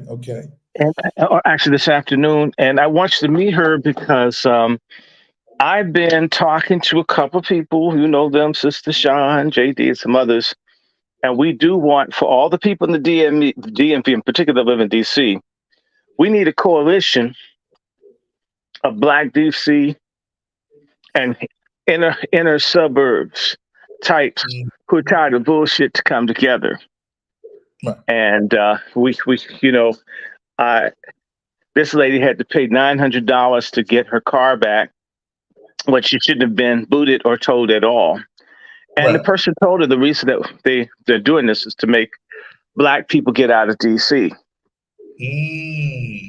And I said it to her. Says, "Well, you didn't do anything. They want you to get out of DC." And then she says that the person that was there from Public Works said, "Yep, they're trying to run Blacks out of DC." So I think we have a very big story. And so I would encourage you, as we talk about, safety and all, to begin to expand a little bit on the platform where people can put out local news and meet others, because we've got to find each other, because storm's coming. Yeah, storm is here. Storm is here. Storm is here, and whether people like it or not, Black folks represent 52% of the hate crime victims. We're disproportionately represented for murder and everything else. It's time for us to wake up or get knocked down and stomped forever. Genocide really does happen. It is a choice, and people need to know whether they've chosen it or not. So again, I'm shouting out to this channel, the Lone Wolf Firearms, and of course, Angry Black Men's Book Club, and Let's Talk 2, and of course, Chef C's show on there next. And yes, we're all working together. And I want everybody to tweet this show out, share it, and understand that you will see us again and again. You've requested that Brother Bag X talk to you about community relations with the police. Looking forward to Brother Bag X. Yeah, well, Brother Bag X, he's not looking forward. You're law enforcement. You're the enemy. You're basically a human Darth Vader in another universe. But we have to have this discussion, of course, within the satirical, sardonic, and ironic Jeremiatic tradition of Black thought and expression. And of course, Angry Black Men's Book Club, and all of us, we need you folks to tell everybody about it. Yes. We want folks to support everyone doing stuff. So my support links are my email for Zelle and PayPal, wrandyshort@gmail.com, wrandyshort@gmail.com, wrandyshort@gmail.com, wrandyshort@gmail.com. Black folks' memory retention goes down when it comes down to giving. That's why the church has so many offerings. If you gave enough the first time, the niggas would stop asking. So wrandyshort@gmail.com, and of course the Patreon and the Cash App. Look at we learn by repetition. Okay, so we're going to repeat wrandystewart@gmail.com, wrandystewart@gmail.com. It's Zelle and PayPal, Zelle and PayPal, Zelle and PayPal. And of course, the Cash App and the Patreon. And I want to thank all the people. I now have at least 15 Patreon followers. Like a month ago, I didn't have one. I would love to have 150, 250. When I look at the great achievements of Tariq Nasheed, people are helping him to do more and say more. The smaller platforms need to help too. And so my Cash App is Dr. Randy Short. Dr. Randy Short, DrRandyShort, Dr. Randy Short, with a $ in front of it. And my Patreon is Dr. Randy Short, with no period between the doctor and the Randy. And so you can hit me on Patreon, Dr. Randy Short, DrRandyShort, or Cash App $ DrRandyShort. Every little bit helps. And I'm just really, really, really happy about this. And I hope that you guys check out the Angry Black Men's Book Club. And we're going to do a book together called what? Have you ordered yours, Brother Juan? Not yet. Order it. What's that book? We Will Shoot Back. We Will Shoot Back. People need to understand that everything you're doing is historic. And the same way that people are intimidated by you doing this, being tall, dark, and handsome, and fearsome, like, man, I can't get with Brother Juan. I don't want to watch the show because Black people being strong. There's something not right about that. And see, the reason we get bullied is because we come off as weak. We come off as punks. On Halloween, I saw a young white man who was walking around as Kyle Rittenhouse, a racist, white supremacist, avenging angel. That was his Halloween character. Someone on the make to kill blacks. That's little kids thinking about killing Black people is cool. Y'all better wake the hell up.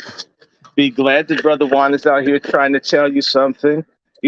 What's that song from? The only thing I liked about The Color Purple was God's trying to tell you something.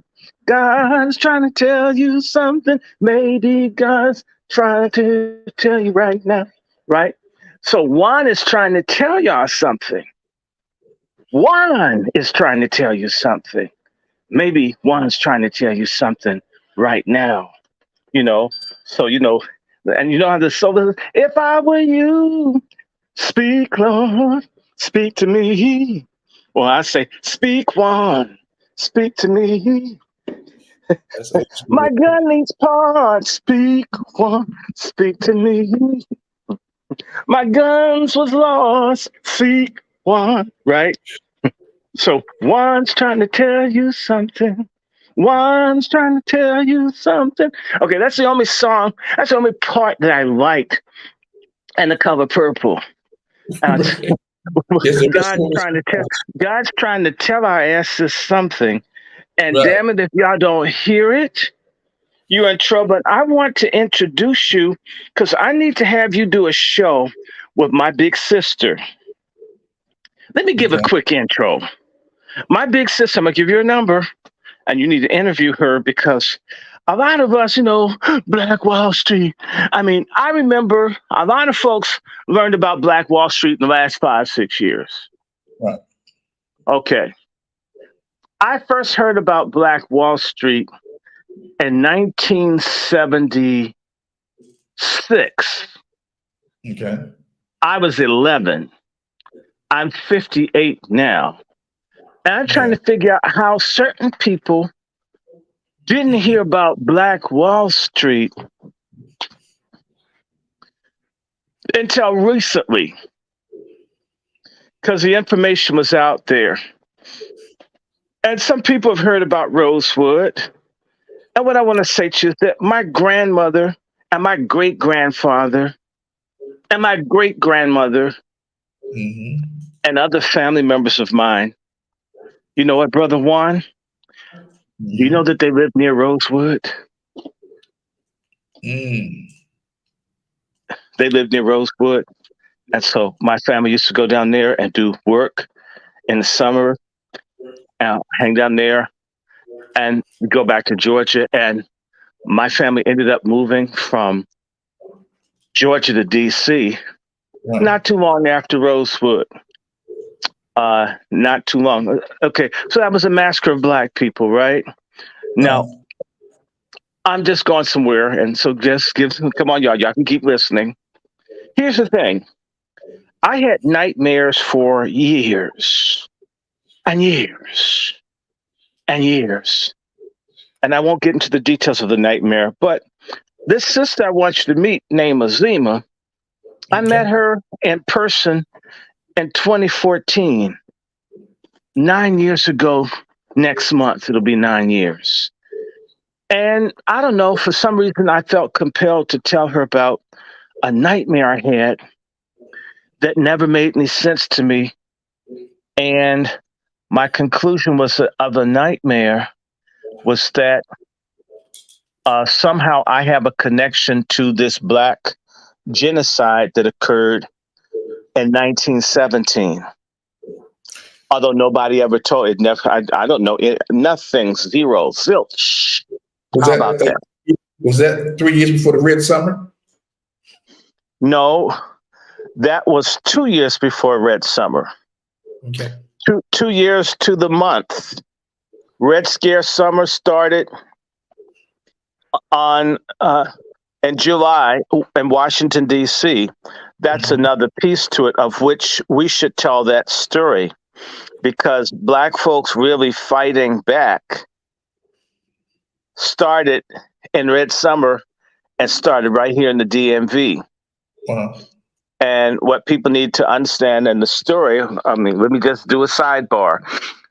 One of the most underreported or discussed episodes of Black history within the last 110 years is how Black people in Washington, D.C. fought the United States Army and white folks and won.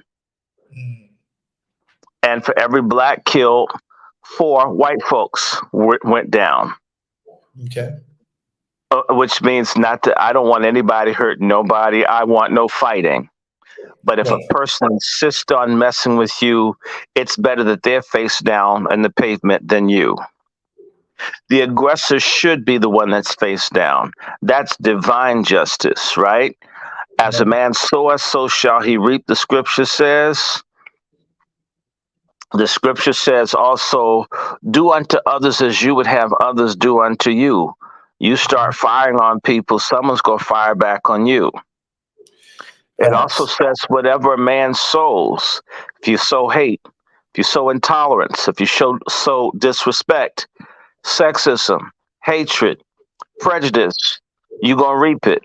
So in a nutshell, I just want to say, for every Black that went down, 4 whites, the hospitals were full of everybody. The United States Army had to come in and literally stop the fighting, because the Black folks got the best of the crackers who started trying to kill folks. In fact, the father of Black history barely escaped with his life. Carter G. Woodson nearly got shot in the head on the corner of 16th Street in Pennsylvania, in the northwest corner side where the bank is. They tried to blow his head off. And by the way, the DC so-called riot started just like the riot or the genocide did in East St. Louis, where white folks out of nowhere began attacking Black folks on public conveyances. Okay, conveyances like a bus, y'all. The Black folks on the streetcars, all of a sudden, white folks pulled out their knives that began attacking Black women, children, men, mobbing them. No warning.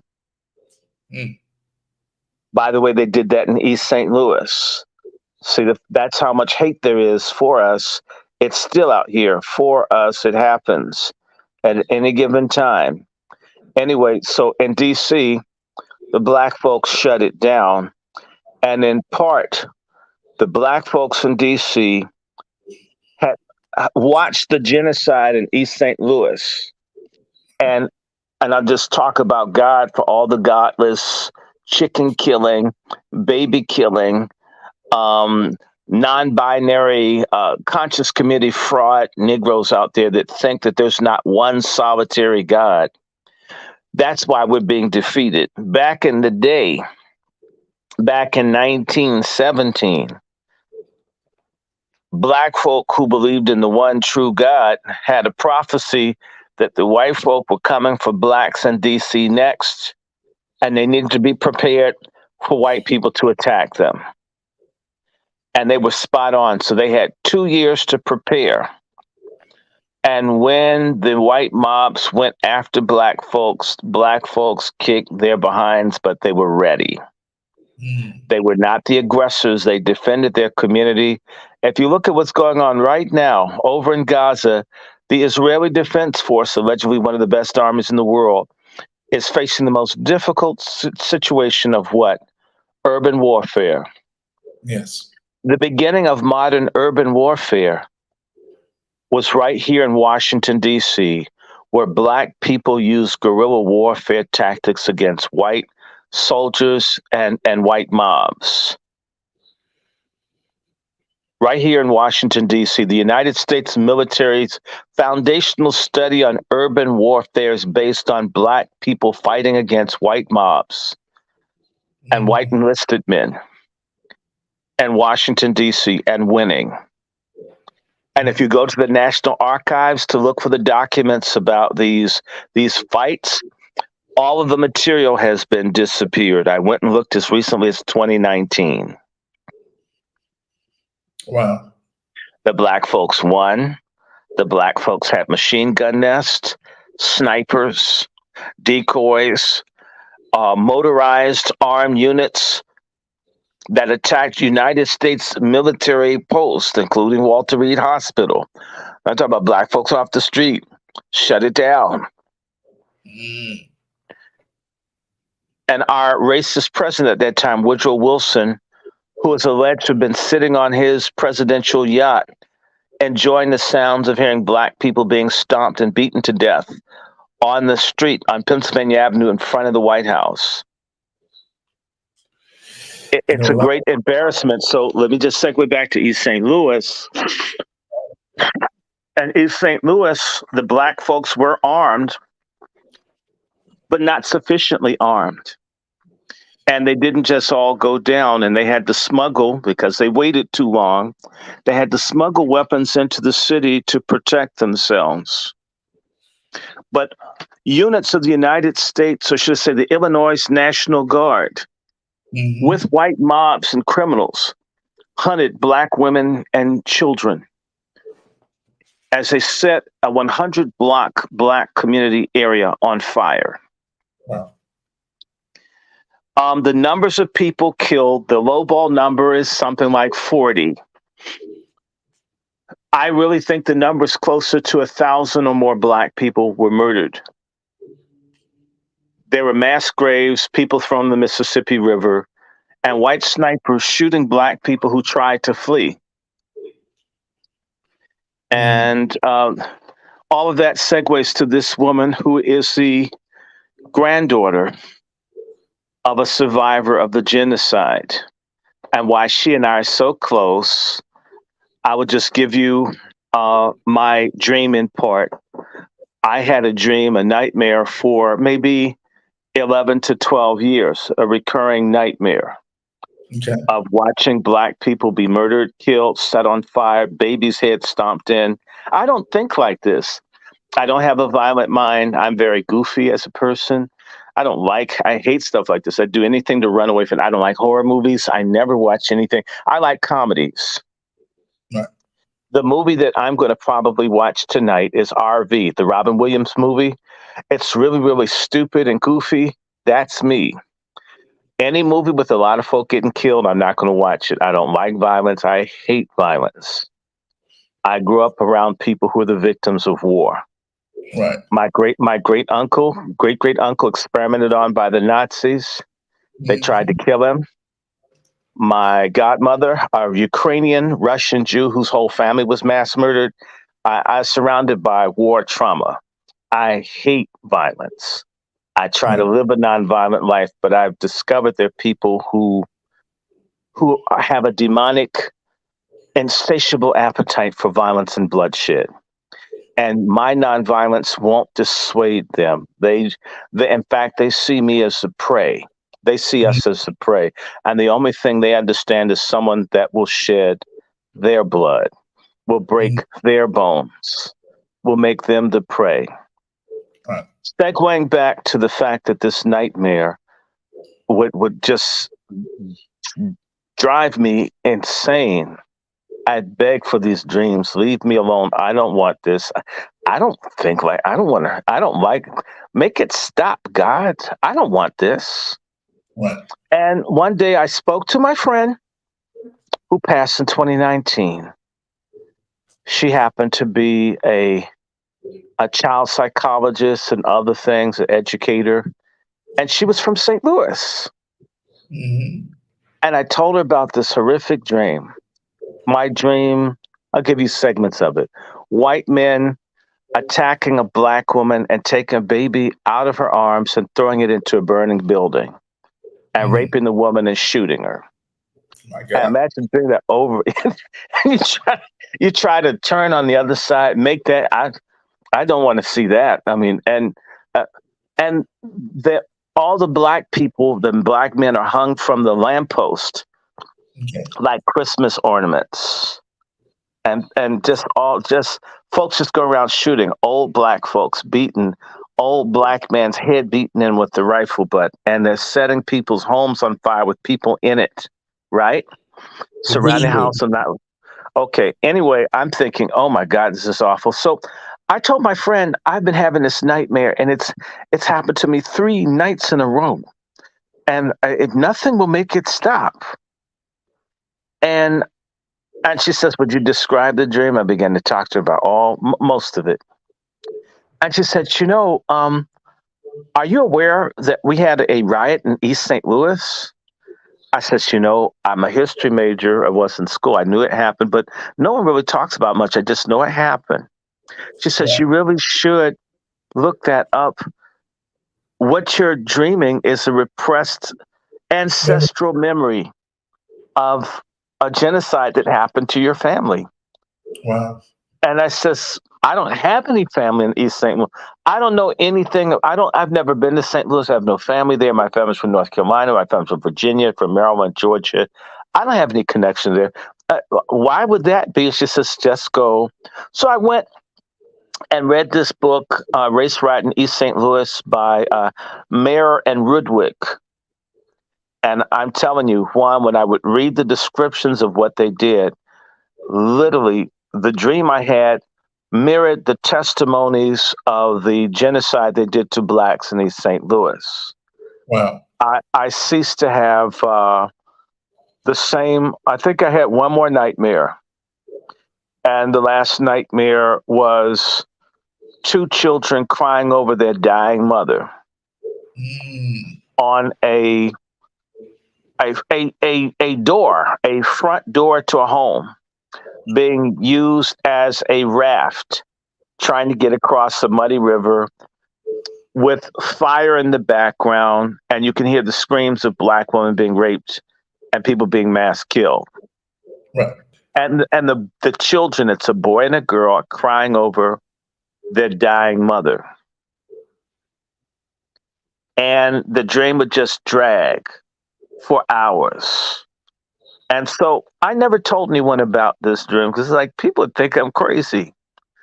I'll be institutionalized, and I'm not crazy. It's just I don't want to think like this. Right. And so I never told anybody, but I told this woman named Azima, I want you to meet. And as I told her, she looked at me with just very wide open eyes. And I finished the story about the 2 kids crying over their mother. And I says, that's so crazy. People are going to think I'm psychotic. I wish I wouldn't think about this. I wish this would go away. Isn't that nuts? A person on a front door on a river as a raft. And I says, isn't that crazy? And she says, no, it's not crazy. She says, well, you tell me how it's not crazy that I keep thinking this. She says, because my mother needed the front door of their house for my father and my aunt to escape East St. Louis. And my grandmother died from exposure to the cold water because it took them 6 hours to get across the river. Wow. Doc, hold on one second. For those who are just tuning in, you're now listening to Dr. Randy Short.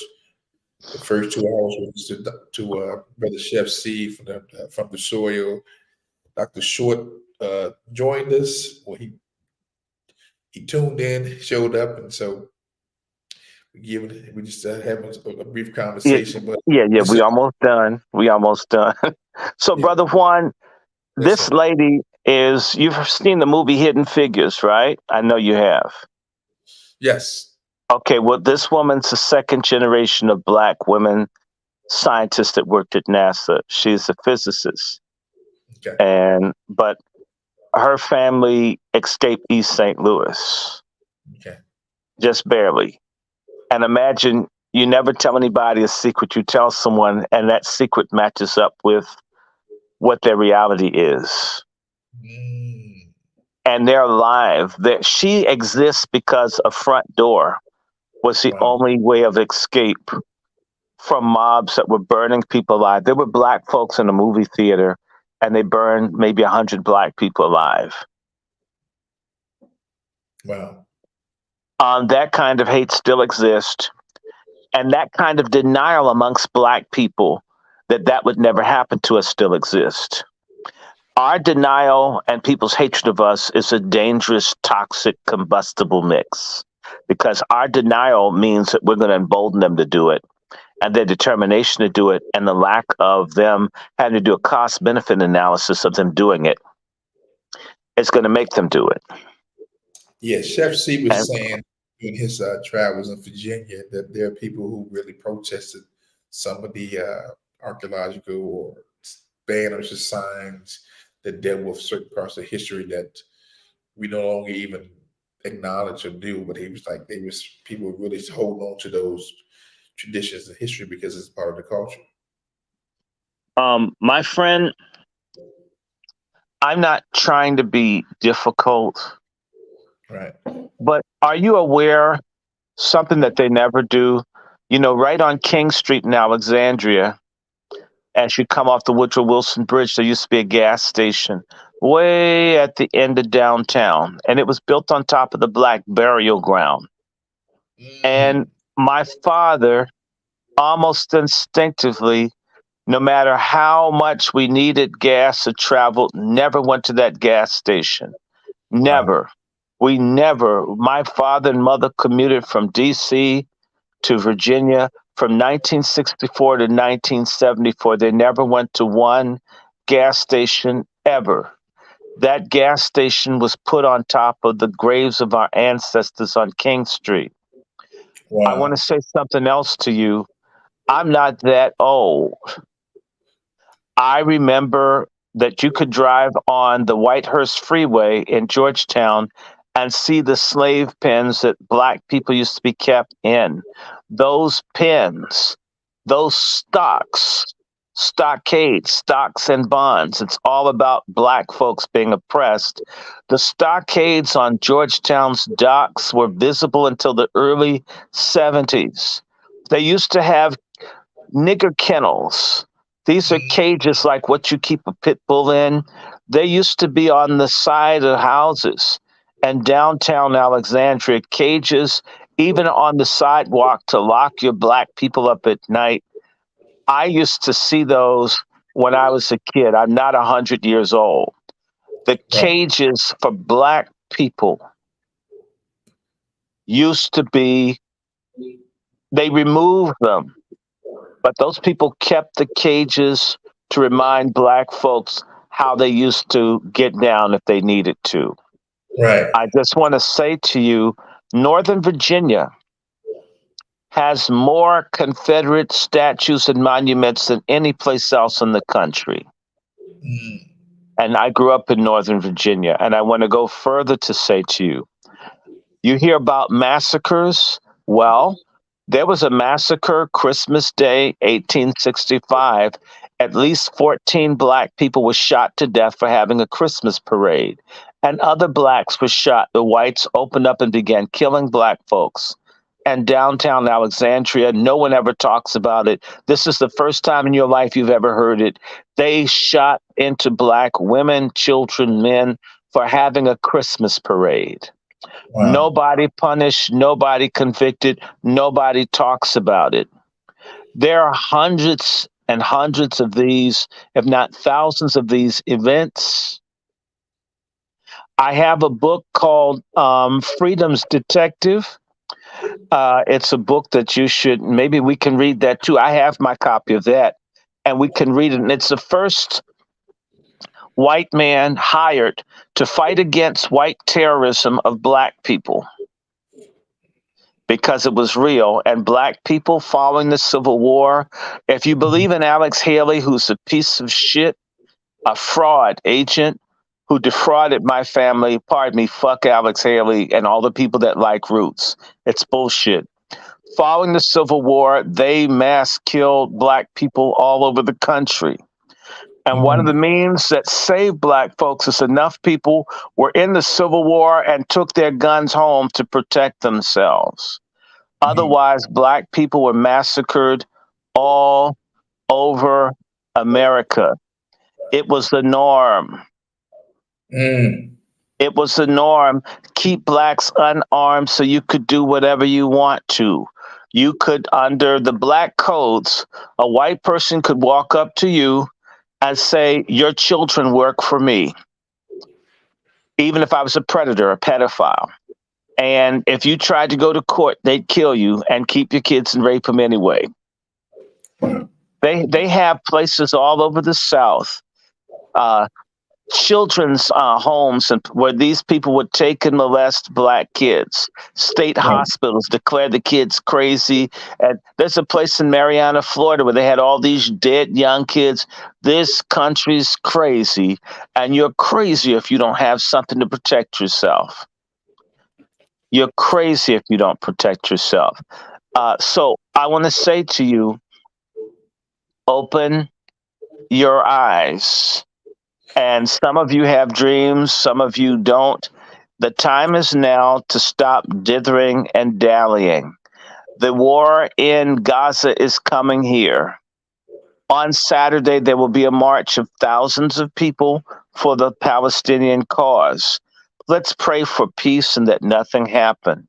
But in my heart of hearts, my friend, I feel like something terrible is going to happen. If not here in D.C., it will happen somewhere. It may be agents of the government that want to take more rights away that will instigate something. It may be Islamic fundamentalists or Zionists, Jewish fundamentalists, or white supremacist nationalists who are philo-Semitic types. These folks can create a situation, and by the way, they all hate us. Gaza was a slave port. The section of Gaza that blacks lived in, you can roughly translate it the nigger quarter or the slave quarter or the quarter of the black slaves. Their original neighborhood where black folks were segregated and marginalized. The Palestinians, who I do not want oppressed or hurt or killed, have a caste system. Israel has a permanent underclass of black people that are hundreds of thousands of people strong. This is a fact. Nobody likes us, and you don't like yourself if you're not armed. And so, Brother Juan, I'm going to start. In fact, I want you to do this because, you know, I need to have myself defend. You know what?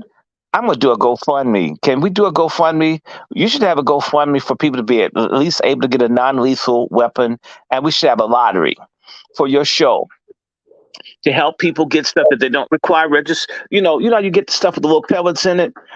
We should get one of those and have a raffle. I don't think. And yes, use this as a means to get people to understand you do not have to buy a lethal weapon, but you should have at least something. You know, what's that song? When I've done the best I can, I want my crown. That's the song. But you see, and that's the first sign, because, you know, black people, it's gold and it's gaudy to have a crown on your head. But it says, I'm out here with my sword and shield standing tall on the battlefield. When I've done the best I can, I want my crown. right? Most All most of right. them most He of them taught me just how to Doc, watch, fight, and Doc, pray. most Yes, of sir. them most of them just sing. They're not about that life. Doc. Trust Yeah, me. no, but what I'm trying to say is they used to be about it. That's We why need what to I'm we see. This is why I want to put the history with it. And I got another book I'm gonna hip you to Mhm. that talks about violence following the Civil War because there's a big disconnect. A large number, in particular, black folks who are Democrats. Mhm. When I hear Democrat, I mean I'm prepared for a person to be stupid. Not because the Republicans are cool, but even the dumb Republicans that hate being black, they have guns. We're talking about self-hating Negroes that want to be in the Klan have a gun. The only people who don't have weapons in America are registered black Democrats.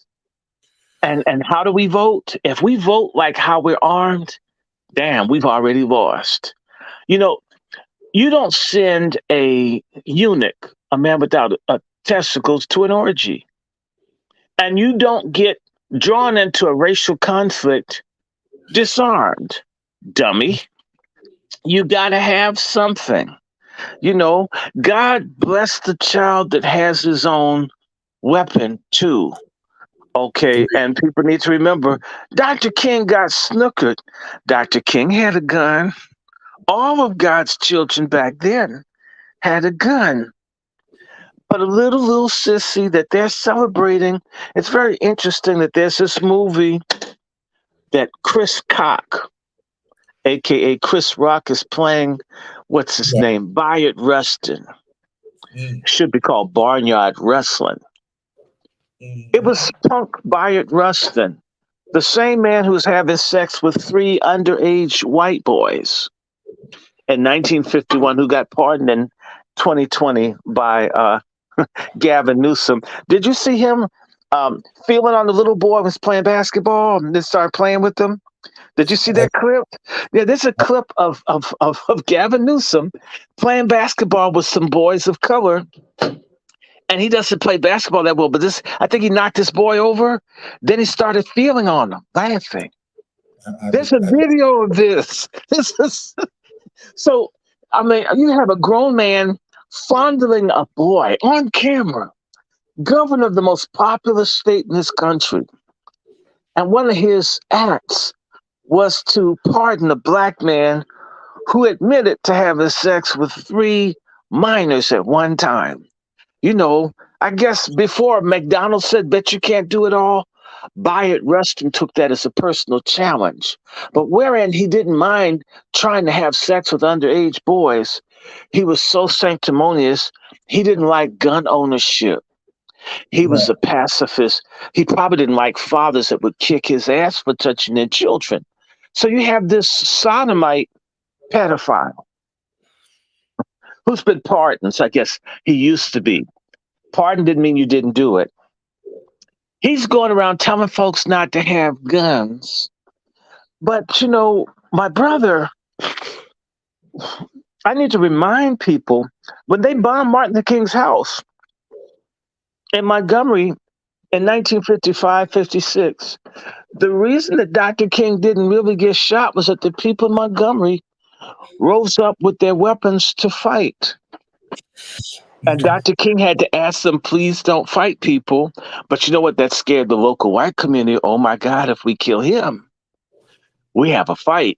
We won't be able to just kill one person and walk, which was a ritual down south.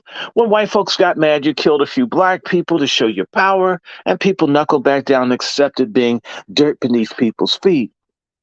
Now, I want to just say this to you, that Daddy King had guns. And Dr. King was protected by armed people. Do you know that the March on Washington, when you see those black men with those white hats on, Right. do you know who they are or what they're doing there? You've never been told. You just think there's some people sitting there. Those were black men with guns, ready to shoot anybody that bothered Martin Luther King and kill them. Martin Luther King was surrounded by armed black men ready to bust caps in people. These were black men from New York, who were armed, expert shooters who could not wear their uniforms because Washington, D.C. wasn't their home. So in order to look uniform, they were given union outfits from one of the bakers' unions. That's what those white hats are for people that baked. Those were armed people ready to support a nonviolent advocate with violence if you touch him. There's always been an understanding that we'll be as violent as you are if you bother us being nonviolent. If you've been lied to and you thought it was all about just getting your behind kicked and you'd get your rights, then you do not understand what Dr. King was doing.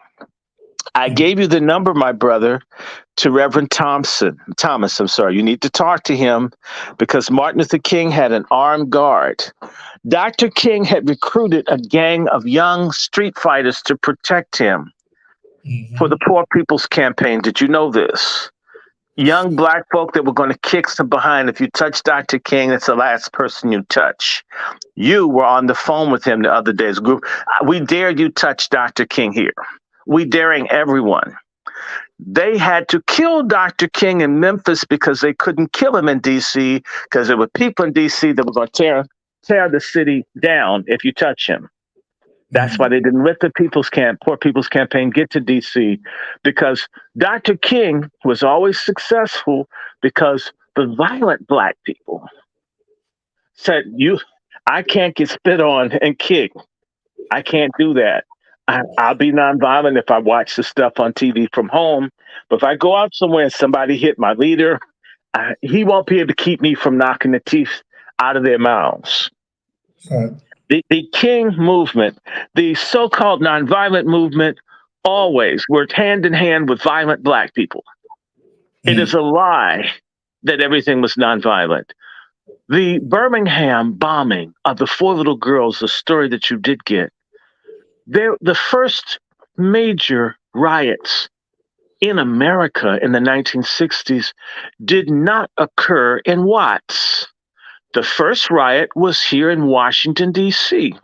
In 1961, the All-Star Game where black youth, who've been called niggas one time too many, kicked hundreds of white people's asses at the RFK Stadium right here in Washington, D.C.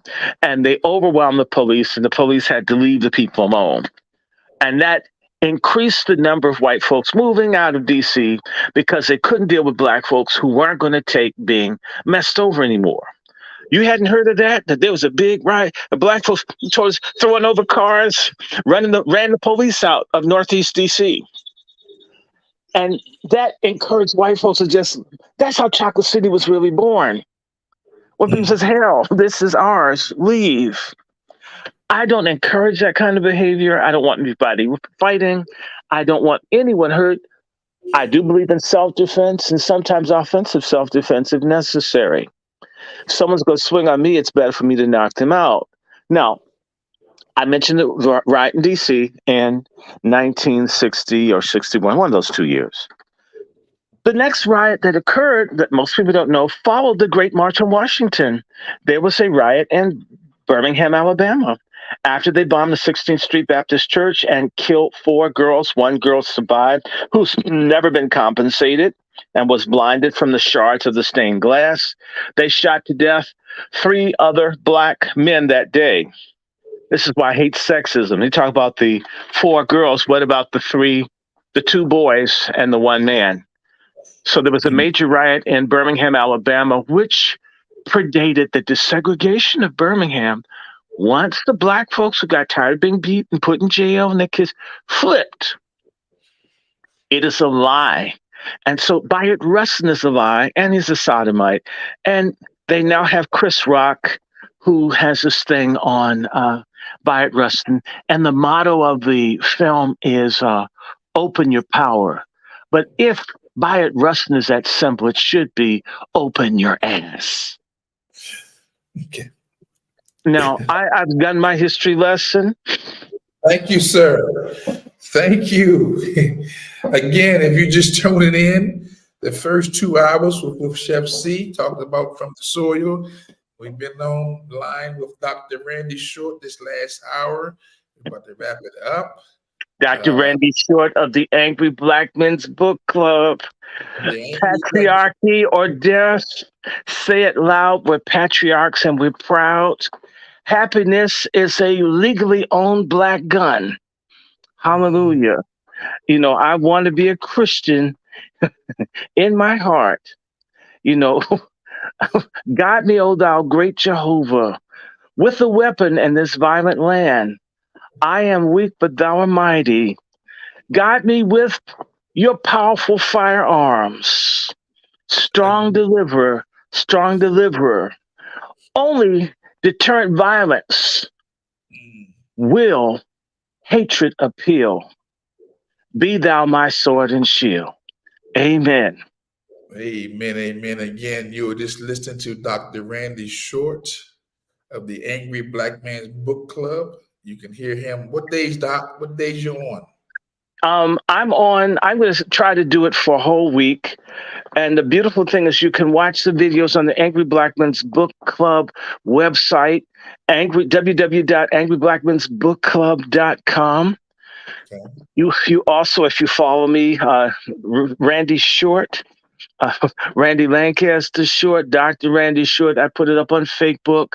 I will also try to put it up on the Dr. Randy Lancaster Short Instagram page. We'll be putting it everywhere. We're going to try to do a major drive through this month. So we'll be putting it up regularly. And sometimes the shows are quite long. You can't do it all. It's sort of like your wife. You can't get all the pleasure out of her on the honeymoon nights. You have to stick with it. It gets better as you stay with it. And I want to let you know we are doing this next segment or so. We'll be looking at basically the horror show, Unbeauty Queen. Pioneer Black feminist politician Shirley Chisholm, tethered from Barbados, who sold out Black folks to feminism and gays and abortion. And of course, not everybody's born with a Halloween mask trademark face, but she sure was. Our series is called Beauty Isn't Skin Deep on Shirley Chisholm. Be there. And if you hate feminism, and you should, support us. And we're also reading excerpts from The Color Purple. Oh my God, it's so awful. Anyway, but and by the way, please support this brother, support Chef C, and you know how to get with us. wrandyshort@gmail.com is Zelle and PayPal. Dr. Randy Short is the Cash App at Patreon. And just follow us, and I will be posting things everywhere. There are hundreds of videos, and I hope we can do more shows together. In fact, we got to do a show this week, sir. And in fact, I'm going to point out another show to you because you got to make this more historical. You know, Black folks don't believe in stuff until it happens. It's like, I didn't think I could get her pregnant standing up. So we're going to have to find someone who got pregnant standing up to prove to people same sperm and egg, whether your horizontal standing up can be fertilized. You know, our people they feel vicarious learning is punishment. So you don't want me to learn. You don't want me to experience unprepared fatherhood for myself. A lot of our people sort of want to have a bad experience before they can learn. That is a way of getting wiped out. So we come on, y'all. So let me get off here because it's 11 o'clock and we don't want you guys to turn into pumpkins, although some of you who are not exercising are already a pumpkin shape. Let's let you go. So peace and power. Let me get off your platform. Dr. Short, thank you again. Support the Angry Black Man Book Club and all that Randy Short has mentioned. And again, we thank Chef C for pulling up the first 2 hours, the last hour, Dr. Short. And again, please support each and every person on this feed, on these platforms. We do need your support. We're not here just doing it for our health, for exercise. We're trying to empower, educate, enlighten, encourage, but we also need your support. So with that said, thank you all for tuning in. This is probably the longest broadcast I've did. I'm thankful for it again. But look here, remember this, family. It's not how much you know, it's how much you care. And there is a lone wolf in you. It's my job to bring it out. Have a great evening, a great day. Stay encouraged. I wish you health, happiness, love, success, prosperity, resources, and unlimited money. With that said, we out of here. Talk to you soon.